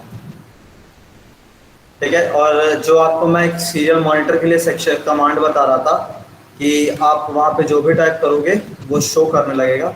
तो ये देखिए, if distance is less than 10, serial dot print distance digital write motor high। तो मोटर जो है यहाँ पे अपना रोटेट होने लगेगा, और ये सीरियल प्रिंट जो है इसके थ्रू क्या होगा, डिस्टेंस शो करती रहेगी मुझे सीरियल मॉनिटर पे कंटिन्यूअस। हालांकि दूसरी बार में देखिए मैंने यही सीरियल प्रिंट नहीं डाला है एल्स के कंडीशन में, क्योंकि जब डिस्टेंस जो है 3 से ज़्यादा है तो मुझे मतलब नहीं है, इसलिए मैंने छोड़ा हुआ है यहाँ पे। तो ये लॉजिक है। और ये डीले का क्या मतलब है ये भी समझ लीजिए। और यहाँ पे ये डीलेज मैंने 2 और 10 क्यों डिफाइन किए हैं, और यहाँ पे 500 क्यों डिफाइन किए हैं, ठीक है। अब देखिए, जहाँ पे 500 डिफाइंड है वो मोटर रोटेशन है, ठीक है, तो मैं उसको आधा सेकेंड दे रहा हूँ। 500 का मतलब है 500 माइक्रो सेकेंड्स, ये माइक्रो सेकेंड्स में ऑपरेट करेगा। और जब यहाँ पे मैंने ट्रिगर पिन पे लो दिया है, तो ट्रिगर पिन को कितने देर एमिट करते रहना है, जब तक मुझे ये ना लगे कि दूसरे पिन पे आ जाएगा डाटा, यानी इको पे आ जाएगा। इसलिए यहाँ पे डिफाइन किया है सिर्फ 2, छोटा सा बिल्कुल, सिर्फ 2 माइक्रो सेकेंड का डीले है, क्योंकि बहुत पास होता है ना। 10 सेंटीमीटर कितनी डिस्टेंस है साउंड के लिए, साउंड की स्पीड एयर में कितनी होती है,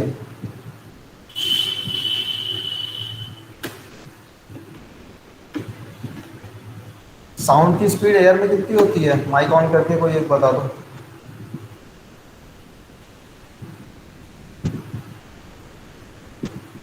साउंड में थोड़ी प्रॉब्लम आती है। कितनी होती है,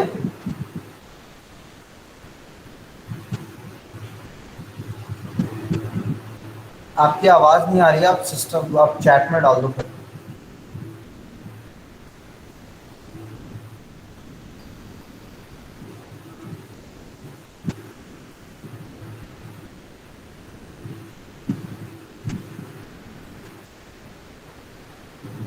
टू मैक मतलब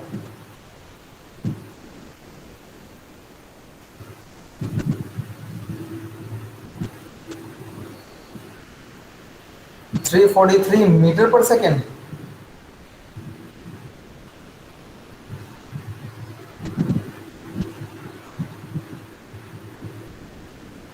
चलिए ठीक है।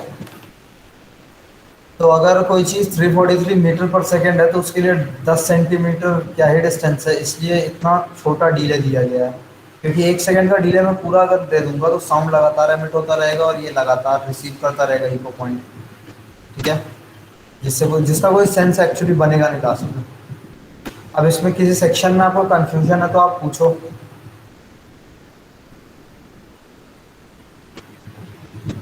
स्क्रीन विजिबल है ना?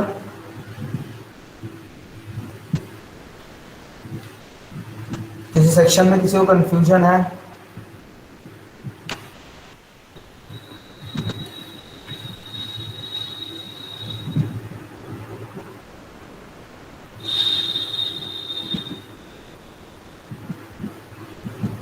No sir. ओके चलिए। तो एक चीज़ जो आप लोगों में से किसी ने पूछी जबकि आपको पूछनी चाहिए थी वो है ये पार्ट, सीरियल डॉट बिगिन, और ये ब्रैकेट में कुछ नंबर्स लिखे हुए हैं। इसका मतलब सीधा सीधा ये सीरियल डॉट बिगिन 115200। जब आप, ये मैं यूज़ कर रहा हूँ नोड एमसीयू इसलिए मैंने ये डाला हुआ है। अगर मैं आर्डिनो यूनो यूज़ कर रहा होता तो 9600 डालता। ये वैल्यूज़ क्या हैं, इनको कहते हैं बॉड रेट, ठीक है। ये हैं आपके बॉड रेट।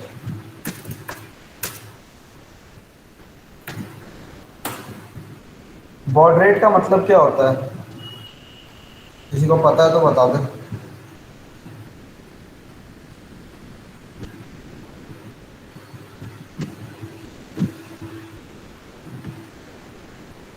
आप में से किसी को बॉड रेट का मतलब पता है? सीएस डिपार्टमेंट और ईसी से जो भी था उन दोनों लोग को तो पता होना चाहिए बॉड रेट का क्या मतलब होता है। सीएस डिपार्टमेंट से कौन है?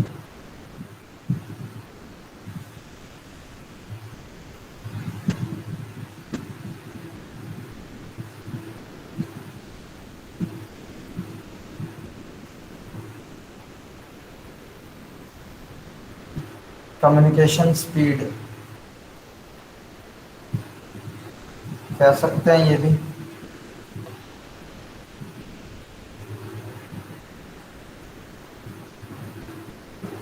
अगर थोड़ा और प्रिसाइजली डिफाइन करें तो सिंबल रेट को बॉड रेट कहते हैं, कि कितने नंबर ऑफ सिंबल्स जो हैं आप एक बार में भेज सकते हो।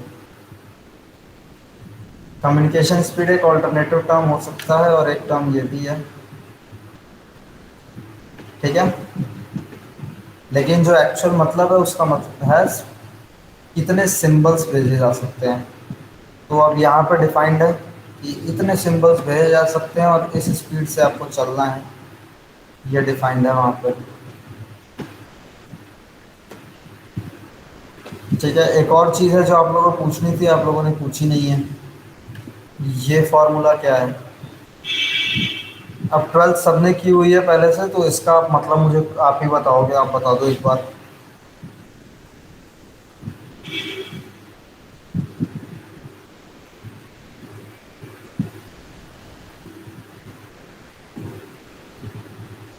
है सर कोई स्क्रीन बताने में विजिबल इंटरेस्टेड? नहीं है सर।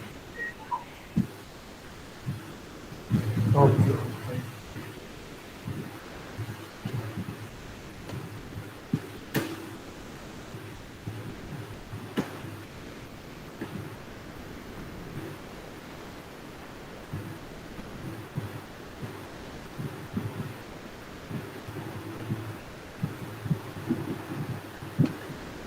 ठीक है। अब विजिबल है? Yes sir. हाँ, तो ये एक सेक्शन है जिसका किसी ने मुझसे पूछा नहीं कुछ भी इसके बारे में। तो इसके बारे में कोई कुछ बताना चाहेगा तो मुझे बता दो। या distance is equal to duration into 0.034 divided by 2, क्या मतलब क्या है इसका?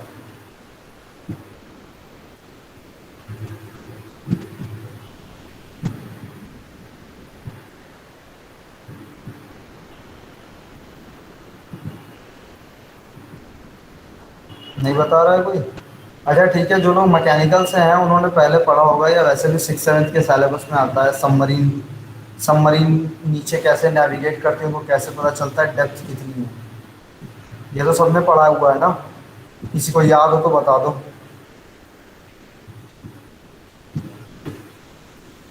किसी को याद है सबमरीन डिस्टेंस कैसे कैलकुलेट करती हैं पानी के नीचे? सर सोनार नाम का सिस्टम होता है, उससे वो नेविगेशन वगैरह उससे मालूम पड़ते हैं और उसी डायरेक्शन में वो चलती हैं। ओके, तो देखिए एक ऐसे बात समझिए कि किसी भी आप डिवाइस से जो साउंड एमिट कर रही है, आप उससे डायरेक्ट डिस्टेंस तो मेजर नहीं कर पाओगे। डिस्टेंस कैसे, वो कोई मतलब ऐसा तो नहीं है ना कि कोई मेजरिंग करने के लिए मेजरिंग टेप है आप नीचे फेंक के डिस्टेंस नाप रहे हो। एक साउंड वेव है, तो आप जो कैलकुलेट कर सकते हो वो है टाइम, कितने देर में गई साउंड और कितने देर में वापस आई, ठीक है। अभी किसी ने एक ने स्पीड बताई थी 343 मीटर पर सेकेंड, ठीक है। अब जरा उस फॉर्मूला को वापस देखिए, कुछ वैसा ही सिमिलर लग रहा है माइक्रो सेकेंड्स में कन्वर्ट करने के बाद।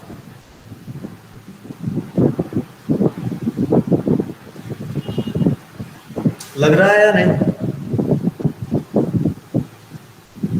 अच्छा, अगर ये बताइए, अगर यही सेंसर जो है लाइट एमिट कर रहा होता तो भी मैं ऐसा कुछ यूज करता क्या?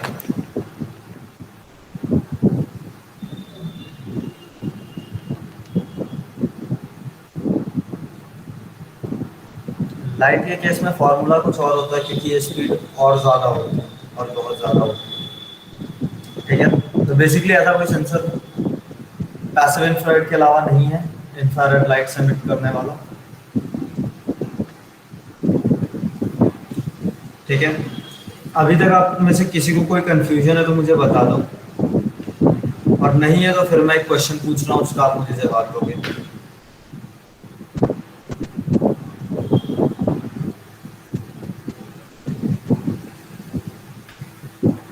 Unmute your mic and please ask any query you want. जो भी आपके डाउट्स हैं वो आप क्लियर कीजिए, और एक आप क्लास के अंदर रेस्पॉन्ड कीजिए। और जो अगर रेस्पॉन्ड नहीं करेगा उसके एब्सेंट लगाऊंगा। फिर बाद में मैं नहीं सुनूंगा कि मेरा इंटरनेट कनेक्टिविटी नहीं आ रहा था, मेरी ये प्रॉब्लम थी, मेरी वो प्रॉब्लम थी, नथिंग एल्स। रिस्पॉन्ड कीजिए आप। और और फिर अगर आप बाद में बोलते हो कि सर मेरे तो ये डाउट था, मेरे मेरे तो ये चीज़ नहीं हुई, वो चीज़ नहीं हुई, ठीक है। तो जो भी आपकी क्वेरीज हैं वो आप क्लियर कीजिए सर के। हाँ सर यहीं पे हैं।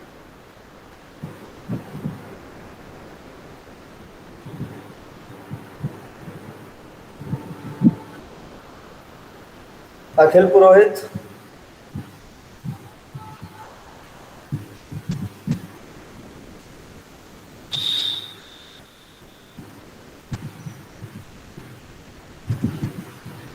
माइक प्रॉब्लम है सर। क्या हुआ? माइक प्रॉब्लम है सर। माइक प्रॉब्लम है? माइक मतलब आपके साइड से है या फिर ट्रेनर के साइड से? कि उसके अखिल को। क्या हुआ? अखिल अखिल पुरोहित के माइक प्रॉब्लम है, ठीक है।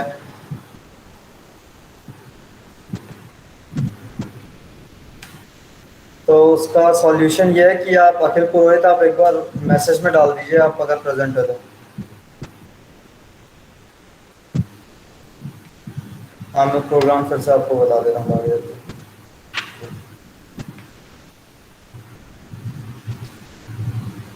ऋतुराज सर, अखिल, हाँ, ऋतुराज सर, यस मैम।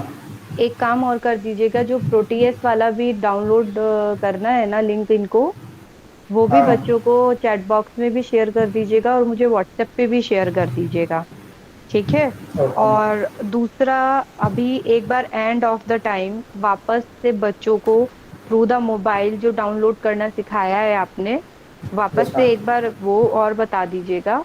और अगेन जो अपना ये अपन थ्रू द पीसी बता रहे हैं ना, लैपटॉप के थ्रू ये लिंक यस मैम। कैसे डाउनलोड करना है वो भी एक बार बता दीजिएगा, है ना। क्योंकि अभी कल का जो सेशन होगा वो मान लीजिए सपोज टू प्रैक्टिकल बेस्ड होता है, तो एटलीस्ट सब बच्चों के जो पीसी हैं, लैपटॉप्स हैं, मोबाइल हैं, उसमें डाउनलोड होना चाहिए। तो मुझे अभी कल के सेशन में ये नहीं सुनने आना चाहिए कि ये एरर आ रहा है, ये वो आ रहा है। Error is a different thing, but ये सॉफ्टवेयर डाउनलोड हो जाना चाहिए सारे स्टूडेंट का शाम तक। आप लोगों को सुनाई दे रहा है ना सारे स्टूडेंट्स, कि आपका आज शाम तक ये डाउनलोड हो जाना चाहिए। आप रात को 8 बजे फोन करें, 10 बजे फोन करें, डजेंट मैटर। और जिन स्टूडेंट्स का डाउनलोड हो गया है आप उनसे भी हेल्प ले सकते हैं। क्लियर? Yes, ma'am. क्लियर है या नहीं क्लियर है? Yes, ma'am. ठीक है ना, चलिए सर क्लास कंटिन्यू कीजिए। Okay, note, okay, node MCU. अभी तो अपन काम तो करेंगे, जो भी वो आर्डिनो पे करेंगे, लेकिन प्रोग्राम आपको जानना है तो मैं बता देता हूँ। माइक ऑफ कर लीजिए अखिल जी आप। मुझे पता है कि आपके दोस्त ने आपको फ़ोन किया है अभी।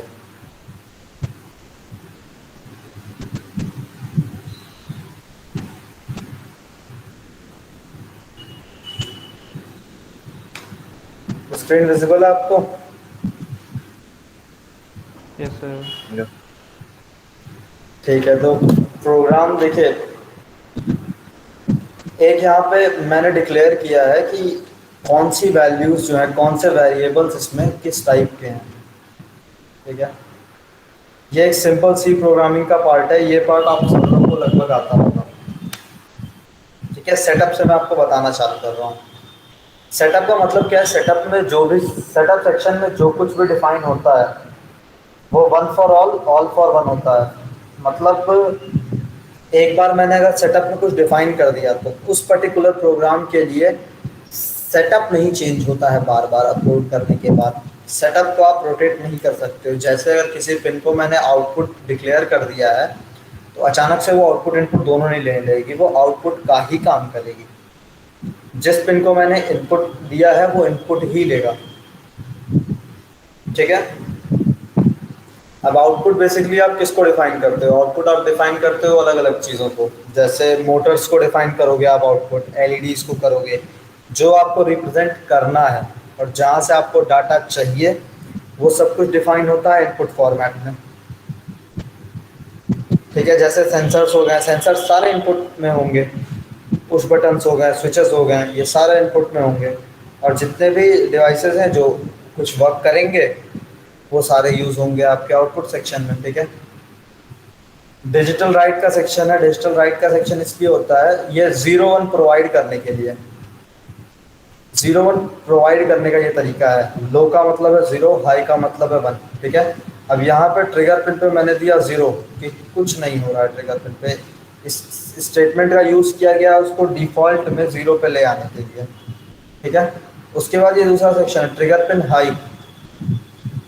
तो यहाँ पे अपन ने प्रोवाइड किया उस पर्टिकुलर पिन पे 1, तो उसने अल्ट्रासोनिक वेव्स एमिट की। ठीक है, और 10 माइक्रो सेकंड के डिले के बाद मैंने उसी को कर दिया लो। ठीक है, अब ड्यूरेशन कहाँ से कैलकुलेट होगी? जो डाटा अपना इको पिन के थ्रू आएगा जब हाई होगी इको पिन, तो अपनी ड्यूरेशन आएगी। और उसके बाद ये फॉर्मूलाज हैं, ये सेक्शन मैंने आपको उसके पहले एक्सप्लेन किया हुआ था। क्लियर हो गया?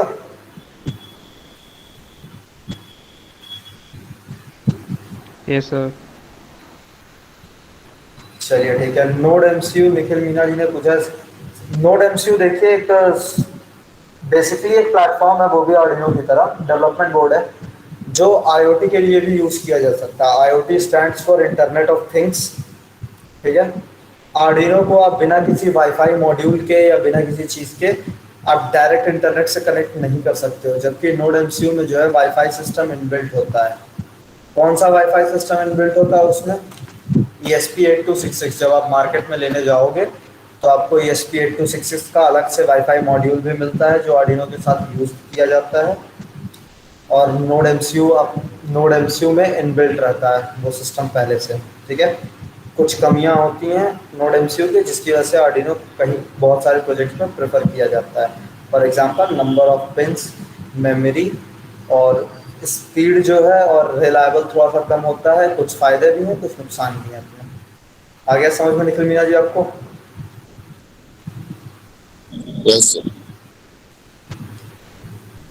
ठीक है, तो अभी क्या करते हैं, आपको आर्डिनो आप सब लोगों ने पहले से देखा हुआ है।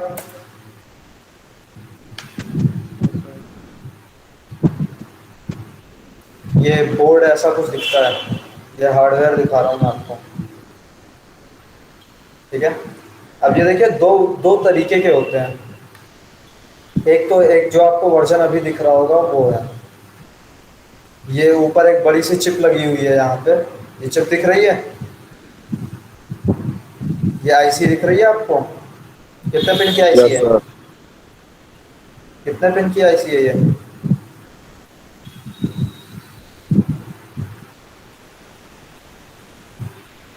एक दो तीन चार गिन लो जल्दी।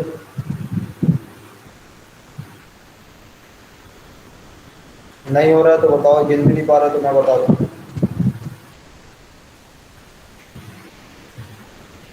नहीं, चलिए मैं ये बता देता हूँ। 28 पिन की आईसी है। ठीक है, चलिए इसने ही बताया, थैंक यू। अब देखिए, ऐसे कुछ बेसिक कंपोनेंट्स में बता देता हूँ जो इसको अलग करते हैं इसके माइक्रो कंट्रोलर से। ये एक माइक्रो कंट्रोलर है, जो ये चिप है, ये आईसी जो है ये माइक्रो कंट्रोलर है। ठीक है, अब इस माइक्रो कंट्रोलर को डायरेक्ट अगर यूज करते तो 8 मेगा 328 है, लेकिन ये जो पूरा सिस्टम है, ये जो पूरा आपको ब्लू कलर में दिख रहा है, ये आर्डिनो है। आर्डिनो एक हार्डवेयर हुआ, डेवलपमेंट बोर्ड है। ठीक है, अब ये चीज़ें क्या हैं? अब ये आपको एक कंपोनेंट दिख रहा होगा मोस्टली, जहाँ से अपन प्रोवाइड करते हैं इलेक्ट्रिसिटी, या जहाँ से अपन बैटरी के थ्रू पावर सप्लाई देते हैं। इसको कहते हैं बैरल जैक। कंपोनेंट्स नोट करते रहिए, या मैं चैट में डालता रहूँगा? आप नोट करोगे या मैं चैट में डालूँ, बताइए।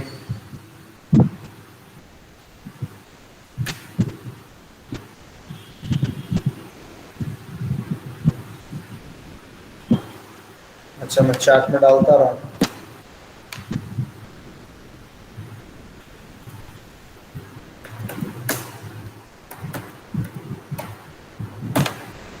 पहला कंपोनेंट याद कर लीजिए, बैरल जैक। किस लिए यूज होता है? पावर सप्लाई के लिए।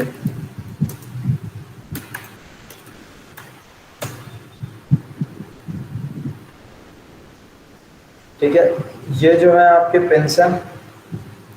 और अभी भागीरथ जी ने शायद बोला उनके पास आर्डिनो है। तो जो भी जिन लोगों ने भी अभी तक हार्डवेयर बिल्कुल नहीं देखा है, अगर इन केस किसी ने, मुझे ऐसा लगता तो नहीं है, सबने देखा ही होगा, इन केस किसी ने हार्डवेयर नहीं देखा है तो एक बार उनको कॉल कर लीजिएगा, ठीक है। और ये जो है यहाँ पे ये छोटे छोटे डॉट्स हैं, यहाँ पिन कनेक्ट करते हैं अपन, ये क्या है, ये हेडर्स हैं, ठीक है। इनका यूज होता है पीसीज में भी, आप इनको यूज करोगे। ये अपना एक पोर्ट है जिसको यूज करते हैं अपन डाटा अपलोड करने के लिए सिस्टम से। इसी के अंदर एक जगह क्रिस्टल ऑसिलेटर लगा हुआ है। ऑसिलेटर का यूज क्या होता है, किसी को ऑसिलेटर से पता है? इलेक्ट्रॉनिक्स एंड कम्युनिकेशन कौन था? क्रिस्टल ऑसिलेटर का यूज बता दीजिए आप।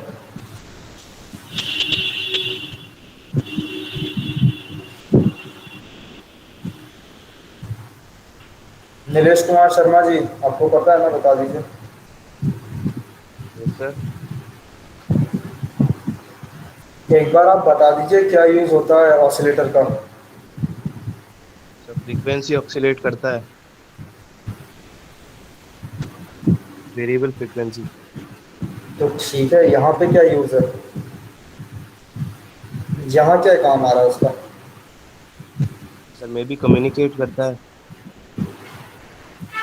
ठीक है, समझते। देखिए, क्रिस्टल ऑसिलेटर का बेसिक यूज यहाँ पे ये है कि आपने कोई डाटा डाला, ठीक है। अब ये जो डाटा है बड़ा मोनोटोनस डाटा होता है। आपको इस सिस्टम को रियल टाइम में भी चलाना है, क्या टाइम मेजरमेंट का कोई टूल लगा हुआ है क्या? कैसे चलेगा? कोई टूल तो है नहीं, कोई तो और कोई रेफरेंसेस को लेना पड़ेगा। उस रेफरेंस को कहते हैं ऑसिलेशन। और ऑसिलेटर का काम होता है ऑसिलेशंस जनरेट करना, तो एक रेफरेंस प्रोवाइड करता है ये, ठीक है। ये कंफ्यूजन क्लियर हो गया?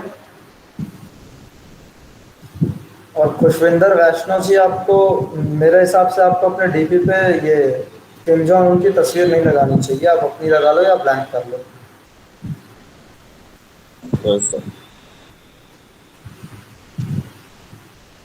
ठीक है। और अलग अलग इस पे कंपोनेंट्स डिफाइन लगे हुए हैं, बहुत सारे कंपोनेंट्स इस पे। इसके अंदर इनबिल्ट कैपेसिटर्स हैं, सेरामिक कैपेसिटर है। इस पे शो नहीं कर रहा है, जब आप रियल में उठाओगे तो उसमें छोटे छोटे सेरामिक कैपेसिटर्स भी लगे होते हैं, तो ठीक है। और 8 मेगा 328 आप डायरेक्ट यूज करके खुद अगर डिजाइन करना चाहो तो आप एक आर्डिनो खुद डिजाइन भी कर सकते हो। शर्त है कि आपको पीसीबी डिजाइनिंग अच्छी आना चाहिए और आपको एडजस्ट करने आना चाहिए, चीज़ों को एडजस्ट इसके अंदर कैसे करना है। डिजाइनिंग आपको आनी चाहिए, ये बना भी सकते हो आप पैरल जैक और ये सब कुछ कनेक्ट करके। और जो खुद बनाते हैं वो थोड़ा सा इसके मुकाबले कम कॉम्प्लेक्स दिखता है। और इसकी कॉम्प्लेक्सिटी की वजह ये नहीं होती है कि इसमें सब कुछ बहुत यूनिक और टफ है, नहीं। जब आप सिंपल डिज़ाइन करोगे तो इतने कंपोनेंट्स आपको दिखेंगे ही नहीं, और फिर भी वो इतना ही अच्छा ऑपरेट करेगा। कुछ जो इसमें पार्ट्स हैं, जैसे ये TX-RX के ये लाइट्स हैं सिर्फ, वो नॉर्मली बहुत लोग यूज़ नहीं करते हैं डिज़ाइनिंग में, क्योंकि इतनी छोटी लाइट्स क्रैम्पल करना उस पर बहुत मुश्किल होता है, सरफेस माउंटिंग करनी उसकी मुश्किल होती है, ठीक है। अब यहाँ तक किसी को कोई कंफ्यूजन नहीं है तो मैं और आगे बढ़ूँ।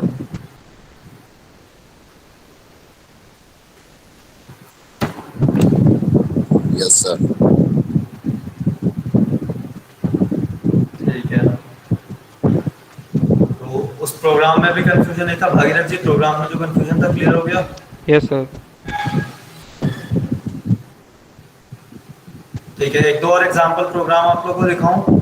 Yes sir. Yes sir. ठीक है, देखिए ये एक ऑटोमेशन का प्रोग्राम है, ये थोड़ा सा हैवी प्रोग्राम है। और थोड़ा सा आपको मैं बेसिकली बस समझाने के लिए यूज कर रहा हूँ कि कहाँ तक रेंज क्या है इसकी। जो आप टेक्नोलॉजी पढ़ रहे हो एम्बेडेड सिस्टम्स, इसकी रेंज क्या है।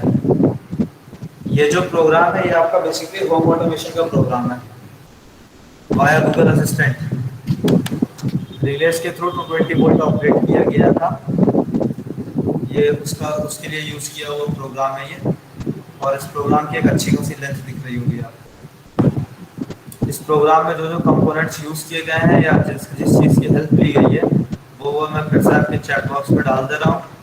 मन होगा तो आप नोट कर लेना, नहीं होगा तो कोई बात नहीं। यूज़ क्या क्या किया गया है, IF ठीक है, गिटहब,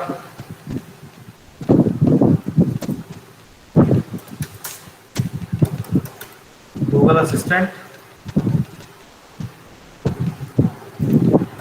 MQTT, ये सारी चीज़ें यूज़ की गई हैं। इसके अलावा हार्डवेयर तो है ही है।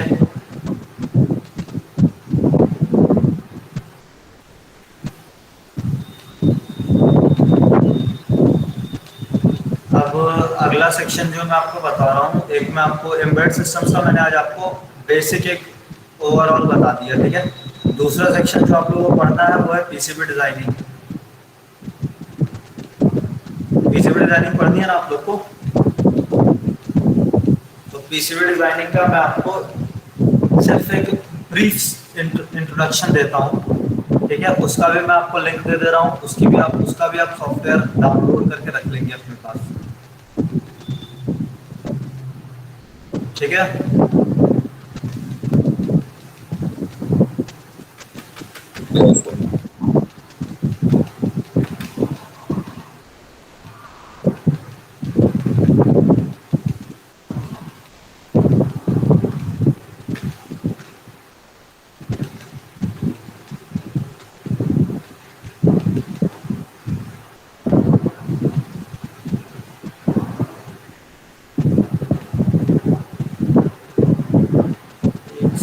मैं आपको प्रेजेंटेशन देता हूँ।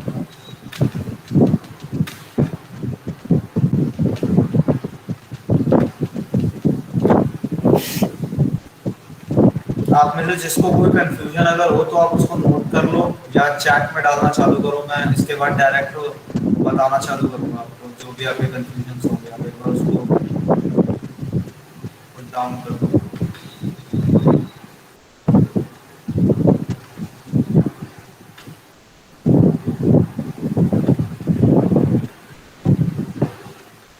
किसी को कोई कंफ्यूजन नहीं है?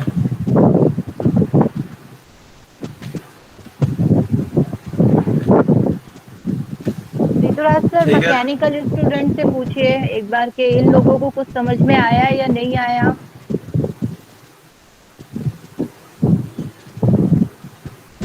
खुशविंदर वैष्णव जी, समझ में आया या कोई कंफ्यूजन है आपको?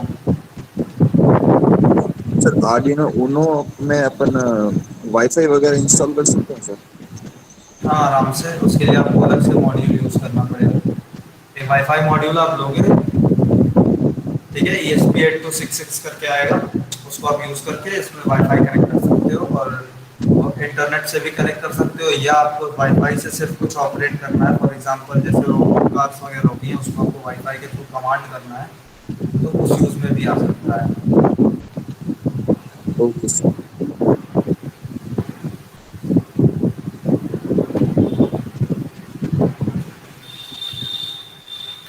ठीक है, भरत गहलोत, कोई कंफ्यूजन है सर आपको?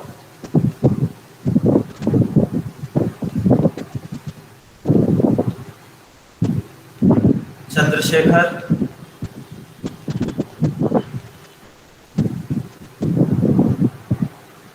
Daneshwar Singh, Amit sir please note करते रहिएगा कि ये कुछ इसमें से डेड लोग भी हैं जिनके रिप्लाईज नहीं आ रहे हैं, ठीक है। चंद्रशेखर सर रिप्लाई आए, कुछ लोग इसमें डेड भी हैं। बिल्कुल सर, बिल्कुल।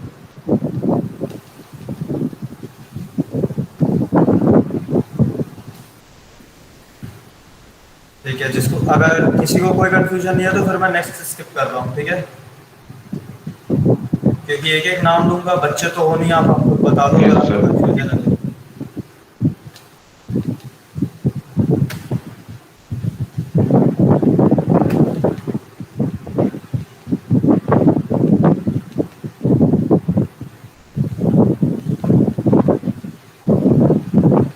सर आर्डिनो मैं आपको बस लिमिटेशंस है कुछ? एक सेकंड, क्या वापस बोलिएगा। आर्डिनो की लिमिटेशंस।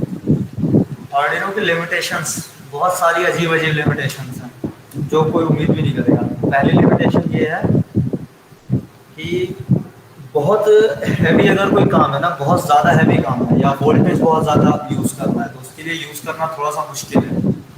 जैसे मान लीजिए अगर आपको 220 पे चलाना है तो आपको इनडायरेक्ट मेथड यूज़ करना होगा, रिलेस यूज़ कर रहे होंगे आपको, आप डायरेक्ट कमांड से नहीं चला पाओगे वो 5 वोल्ट के। ठीक है, पहला तो प्रॉब्लम ये है, आउटपुट उसका मात्र 5 वोल्ट है। और अगर कोई भी हैवी चीज़ है तो 5 वोल्ट पे तो चलेगी नहीं, तो उसके लिए आपको रिलेस यूज़ करने पड़ते हैं। पहला डिसएडवांटेज तो ये हो गया। दूसरा, बहुत कम मेमोरी कैपेसिटी है, बहुत एडवांस सिस्टम्स आप डिज़ाइन नहीं कर सकते हो। ठीक है, तीसरा कंफ्यूजन, तीसरी इसमें जो प्रॉब्लम है वो आप कह सकते हो कि बहुत रोबस्ट नहीं है, कभी कभी ख़राब भी होते हैं। रिप्लेसेबल तो इजीली है, लेकिन अगर आपको यूज़ करने आता हो तो, अगर आपको बूट लोडिंग नहीं आती है तो ये रिप्लेसेबल भी नहीं है, आपको हर बार नया लेना पड़ेगा। ठीक है, यस।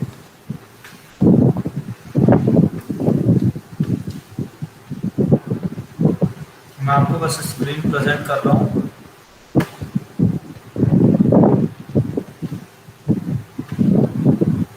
सर मार्केट में एक ओरिजिनल और एक फर्स्ट कॉपी सेकंड कॉपी भी अवेलेबल होती है ना इसकी, जो एक हाँ, महंगी और एक सस्ती होती है। फर्स्ट कॉपी सेकंड कॉपी छोड़िए, इसकी 18वीं 20वीं कॉपी भी अवेलेबल है। इतने फर्जी एप्पल फ़ोन नहीं बिके होंगे जितने फर्जी आर्डिनो बिकते हैं, और उससे कुछ होता नहीं है। चाइना में डेवलप होते हैं बहुत सारे आर्डिनो, कॉस्ट थोड़ी कम पड़ती है। ठीक है, एज स्टूडेंट अगर आप, जो ओरिजिनल आर्डिनो बनता है वो इटाली में बनता है, और इंडिया में जो आता है वो मोस्टली चाइना से आता है। मोस्टली आपको जो मार्केट में मिलेगा वो फर्जी मिलेगा। जो ओरिजिनल आपको लेना है तो 2-2,500 रुपये जलाने पड़ेंगे आपको। और मैं जो आपको सजेशन दूंगा वो यही दूंगा कि ओरिजिनल के चक्कर में पड़ने से अच्छा जो मार्केट में इजीली अवेलेबल है वो पिक करो, यूज़ करो। क्योंकि आप बहुत महंगा ले लोगे और लगातार अगर आपके पास यूज़ नहीं है तो कोई खास फर्क पड़ेगा नहीं, आपका नॉर्मल काम के लिए चल जाता है। अगर आपको कुछ बहुत हैवी बनाना है जिस पे आप तुरंत पेटेंट फाइल करने वाले हो, तब आप यूज़ कर सकते हो। ठीक है,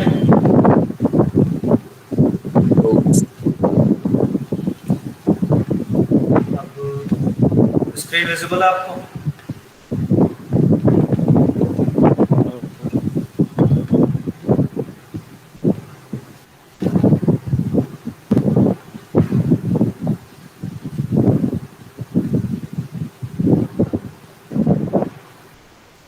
विजिबल है screen? Yes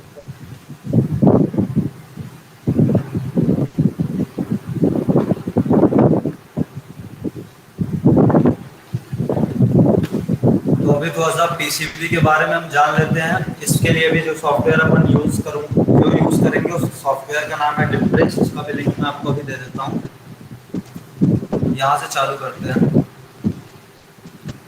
PCB, printed circuit board. और पीसीबी क्या है? रिमोट कितने लोगों ने यूज़ किया है? टीवी रिमोट सबने किया होगा कि कोई ऐसा भी है जिसने कभी टीवी रिमोट नहीं यूज़ किया? ऐसा भी कोई है?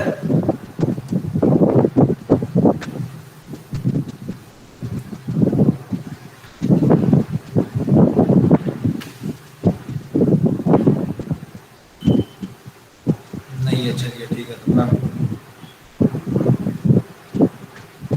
तो जब आप रिमोट यूज़ करते हो तो रिमोट को खोल के देखना कभी, उसके अंदर एक ग्रीन कलर का पैनल होगा, या जो पुराने जिनको 90s में वीडियो गेम्स कहा जाता था, छोटे से मोबाइल की तरह होते थे, और उन पे वो ब्लॉक टेट्रिस करके गेम होता था, और ये एयरप्लेन शूटिंग वाले गेम्स होते थे। उनके अंदर भी ऐसे ग्रीन कलर की एक चिप निकलती थी उनके अंदर से, उनको तोड़ने पे।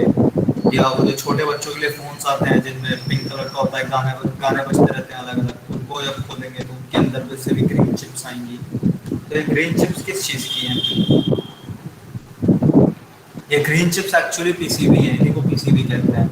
और हर हर डिवाइस में जिसमें भी बिजली का कुछ काम है वहाँ आपको पीसीबी दिखेगी ही दिखेगी। ठीक है।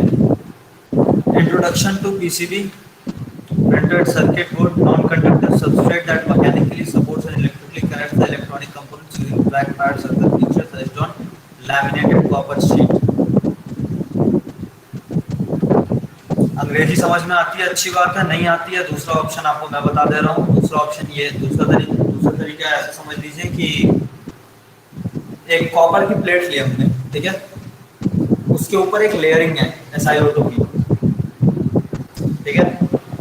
इसका होता क्या है, इसका यूज ये है, ये SiO2 की लेयरिंग और उसके नीचे कॉपर क्यों है। इसका काम ये है कि जब कॉपर यूज होगा, अगर आप कुछ कनेक्ट करना है तो कॉपर है, और अगर कुछ कनेक्ट नहीं करना है लेकिन सिर्फ अगर कॉपर रहेगा तो वो भी कनेक्ट तो हो जाएगा। समस्या यही है। इसी समस्या से बचाने वाली चीज को SiO2 कहते हैं। ठीक है। और अगर आप सिर्फ ये सोचते हो कि आप सिर्फ तार लगा के और वायर लगा के जोड़ लोगे और उससे काम आपका चल जाएगा, तो जब तक छोटे प्रोजेक्ट है 2 4 5 कंपोनेंट है तो चल जाएगा। बाद में आपको पीसीबी यूज करनी पड़ेगी, क्योंकि कितने कंपोनेंट आप लाइन से एक जगह रख लोगे। अगर कोई फिक्स लोकेशन ना हो और वो तार से सिर्फ लटकते रहे, क्या रख लोगे। वो बहुत एक केओस वाला प्रोसेस क्रिएट होता है। इसके लिए अपन पीसीबी यूज करते हैं। ठीक है। Yes. अगर आप लोग मुझे जवाब देते रहोगे तो मुझे बार बार गूगल की स्क्रीन नहीं खोलनी पड़ेगी चेक करने के लिए। Yes, sir.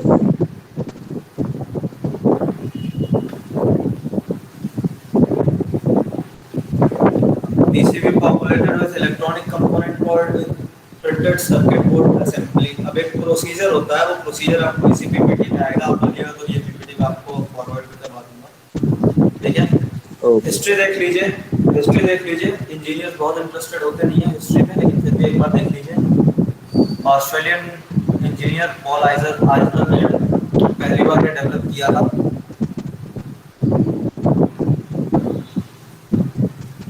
ठीक है। Types of PCB, single sided, double sided, multi layer. इसका आपको अच्छा यूज तो समझ में आएगा जब मैं आपको डिजाइन करके एक पीसीबी एक्चुअल में दिखाऊंगा। ठीक है। अभी के लिए single sided double sided PCB का मतलब समझिए। सिंगल साइडेड पीसीबी का क्या मतलब है कि जो कंपोनेंट्स आपको माउंट करने हैं वो आप एक तरफ ही माउंट कर पाओगे, और जो कॉपर की प्लेट से जहाँ से कनेक्शंस मिलते हैं आपको वो एक ही तरफ होंगे। तो इसमें प्रॉब्लम क्या होती है, जगह ज़्यादा लेता है। इसका ऑल्टरनेटिव है double sided PCB. Double sided PCB में क्या है, दोनों तरफ कॉपर है, तो जिस साइड से आप मैचिंग करके कॉपर उठाना चाहो उस साइड कनेक्शन अवेलेबल है। अब अगर मुझे 2 4 कनेक्शंस करने हैं, मान लीजिए मैंने एक पूरा सर्किट बना लिया, ठीक है, तो उस पर बिल्कुल जगह नहीं बची है, तो दूसरे साइड पे मैंने करना चालू कर दिया। लेकिन सिंगल साइड के केस में आपको पीसीबी और बड़ी चाहिए। अब सब कुछ हटाओ, दूसरी पीसीबी बनाओ, और मल्टी लेयर पीसीबी अपना नाम डिफाइन कर ले रहा है। ठीक है। ये काम आप कर भी लेना है। आप मल्टी लेयर पीसीबी गूगल करना, जो कुछ भी समझ में आए वो आप बता देना। ठीक है। Yes, sir. What is PCB made of? Copper clad fiberglass material, thin copper foiling, copper plating, solder flow, solder mask, traces, slots and cutouts। ये जो बना बनाया पीसीबी आता है उसकी बात हो रही है यहाँ। जीरो पीसीबी जानता है कोई क्या होता है?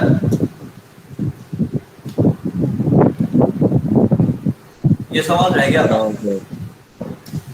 जीरो पीसीबी नहीं देखा किसी ने? No, sir.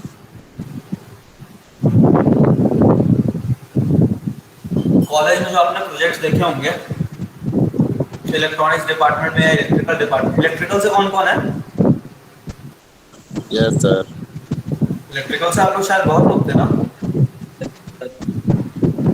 हाँ, तो आप लोग को तो जीरो पीसीबी पता होगा।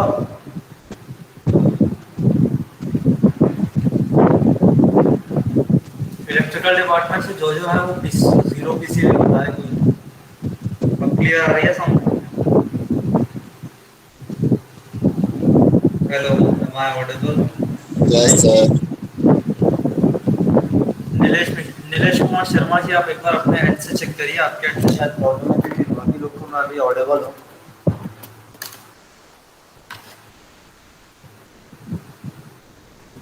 कूलर चल रहा है। आप एक बार चेक करिए, क्योंकि बाकी लोग जैसा बता रहे हैं मैं ऑडिबल हूँ, एक बार चेक कर लीजिए आप। ठीक है, तो देखिए जो भी इलेक्ट्रिकल डिपार्टमेंट से कौन कौन है, आप लोग एक बार हैंड रेस कर दीजिए अपने।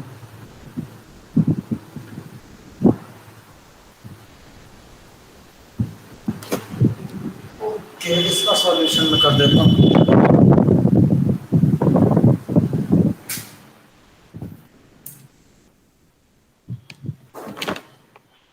Am I audible now?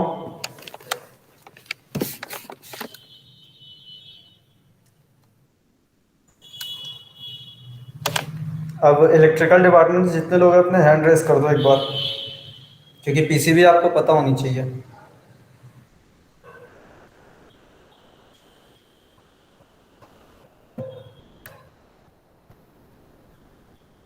ठीक है, ठीक है। अब चलिए आप में से कोई एक जल्दी बता दीजिए कि जीरो पीसीबी होता क्या है।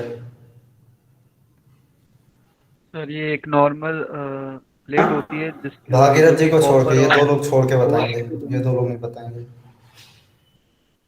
निखिल मीना, आप मत बताइए, आपसे तो रिप्लाई कंटिन्यूस आया है। बाकी लोग कहाँ हैं? लोकेश उड़निया, सॉरी अगर मैंने नाम गलत लिया हो तो। लोकेश जी, आपका ही माइक खराब। दिव्यांश खिलानी, होती है वो वाली। हाँ हाँ, जीरो पीसीबी। देखिए, एक होती है पीसीबी जो मैं आपको सिखाऊंगा अभी, ठीक है। एक जीरो पीसीबी है, आपको कई बार दिखी होगी, एक कॉपर की शीट टाइप की दिखती है और उसमें बहुत सारे छोटे छोटे होल्स होते हैं पहले से। Yes sir. मार्केट में भी आप ले आओगे तो आपको जीरो पीसीबी मिलेगी। तो वो बेसिकली एक प्रोजेक्ट फॉर्म होता है पीसीबी का, जिसको आप इजीली यूज कर पाओ। ठीक है, तो उसको आप एक बार रेफरेंस लेके पीसीबी को समझोगे तो आपको थोड़ा सा इजीली समझ में आएगा। ठीक है, और जीरो पीसीबी जो लोग मैकेनिकल्स हैं उनको मैं जीरो पीसीबी दिखा दे रहा हूँ कैसे दिख रही है, तो उनको याद आ जाएगा कि कैसे देखा उन्होंने भी है कभी ना कभी।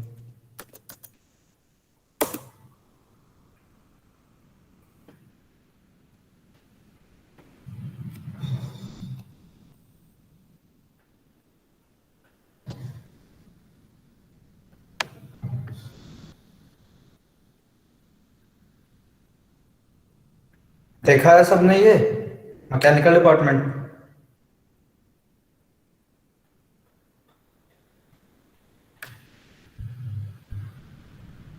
Hello, yes sir.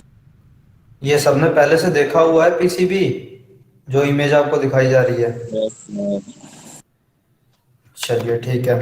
अब इसका जो दूसरा वर्जन डिज़ाइन होगा वो नॉर्मल पीसीबीज जो होती हैं जिनको अपन डिज़ाइन करते हैं उनमें ये होल्स होते नहीं हैं, उनमें कोई होल्स नहीं होते।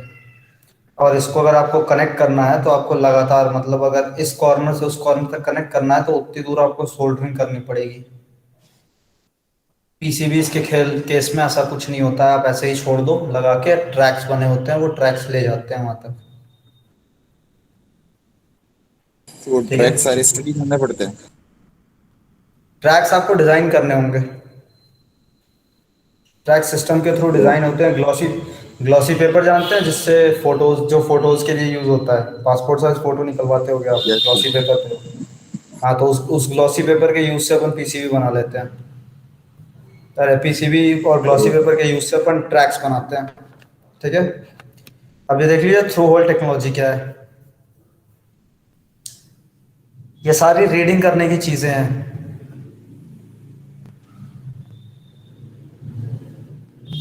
ये पीपीटी मैं आपको फॉरवर्ड करूंगा, आप इसको एक बार पूरी तरह पढ़ लोगे। ठीक है, सॉफ्टवेयर जो आपको डाउनलोड करना है, सॉफ्टवेयर का नाम क्या है? डिपट्रेस।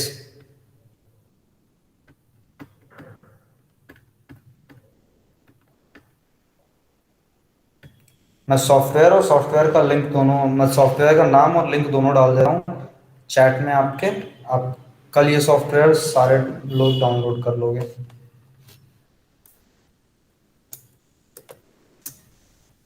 किसी को और भी नाम याद है सॉफ्टवेयर के पीसीबी डिजाइनिंग के लिए?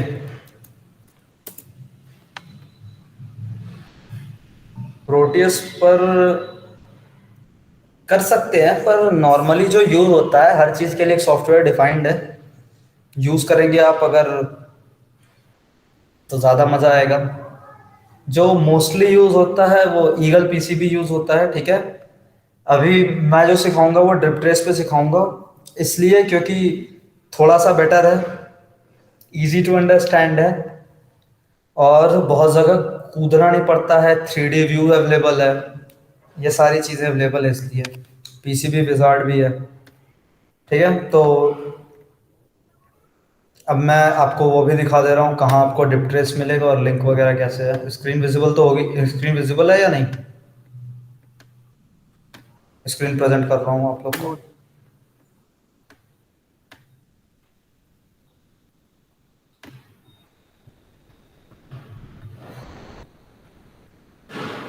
हो गया visible? Yes sir. Yes sir. ठीक,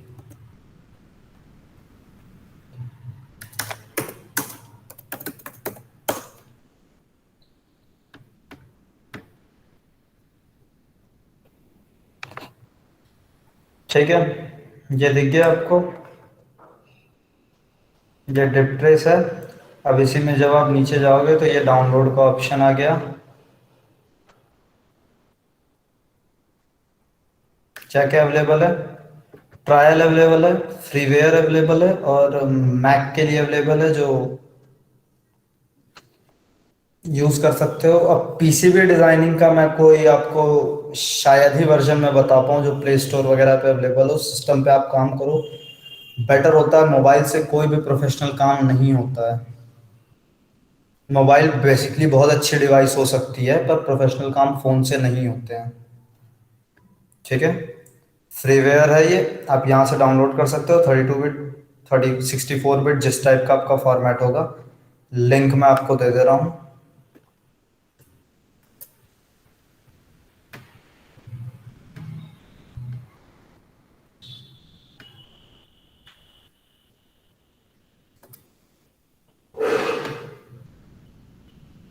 ठीक है,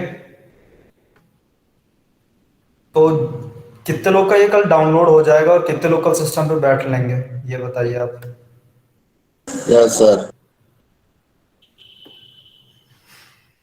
ठीक है, आप सारे लोग कल सिस्टम पे रहेंगे? Yes sir. Yes sir. Aditya Bhati ji, आपका कोई विचार है या नहीं सिस्टम का?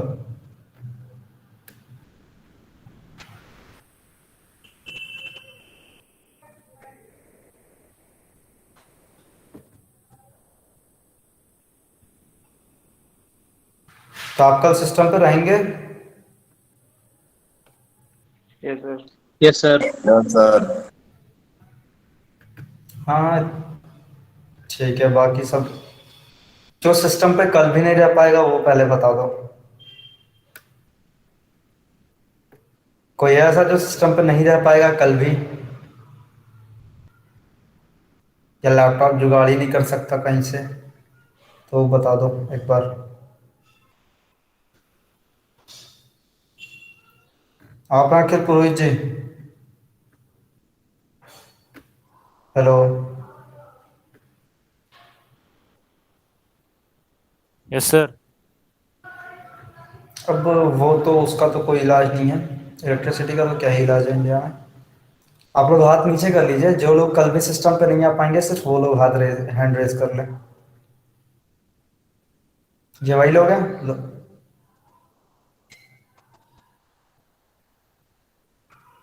अखिल जी, आप कल भी सिस्टम पे नहीं रहेंगे?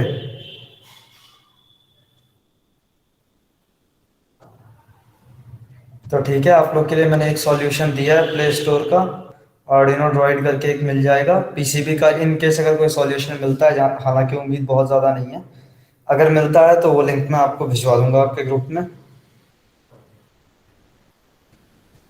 और कोई कंफ्यूजन आज की क्लास को रिलेटेड है तो आप पूछ लीजिए जल्दी।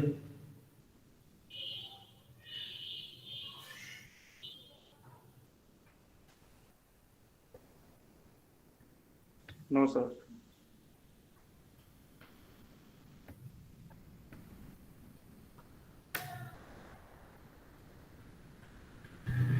ठीक है, आदित्य राज मेहरा, कोई कंफ्यूजन?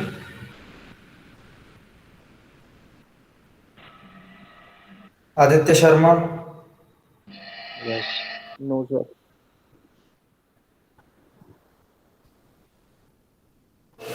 आप लोग प्रेजेंट हो तो अगर आपको लग रहा है कि आवाज नहीं आ रही है, चैट में कम से कम कुछ लिख के डाल दो।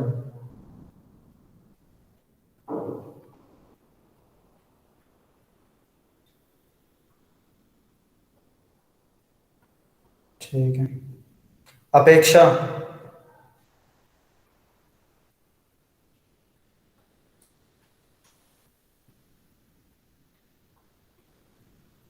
अपेक्षा, कोई कंफ्यूजन?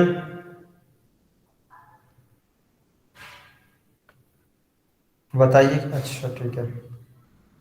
भागीरथ चौधरी जी तो हैं ही, एक्टिव हैं। भागीरथ सुथार, जी सर। आप भी एक्टिव हैं, चलिए ठीक है। एक मैसेज डाल दीजिए। Bharat Gehlot,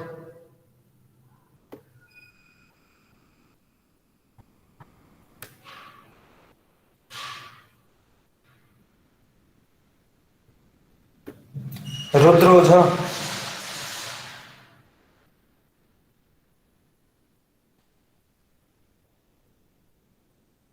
Rudra Ojha, yes sir. कोई कंफ्यूजन आपको? No sir.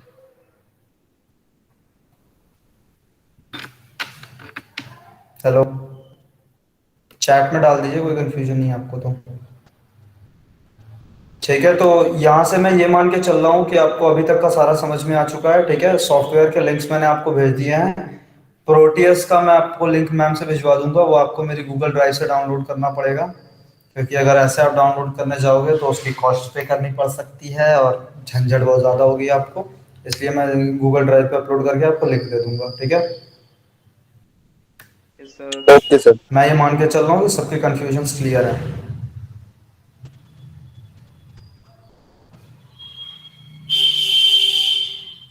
ठीक है, आज की क्लास वाइंड अप करते हैं इसके साथ। Okay sir.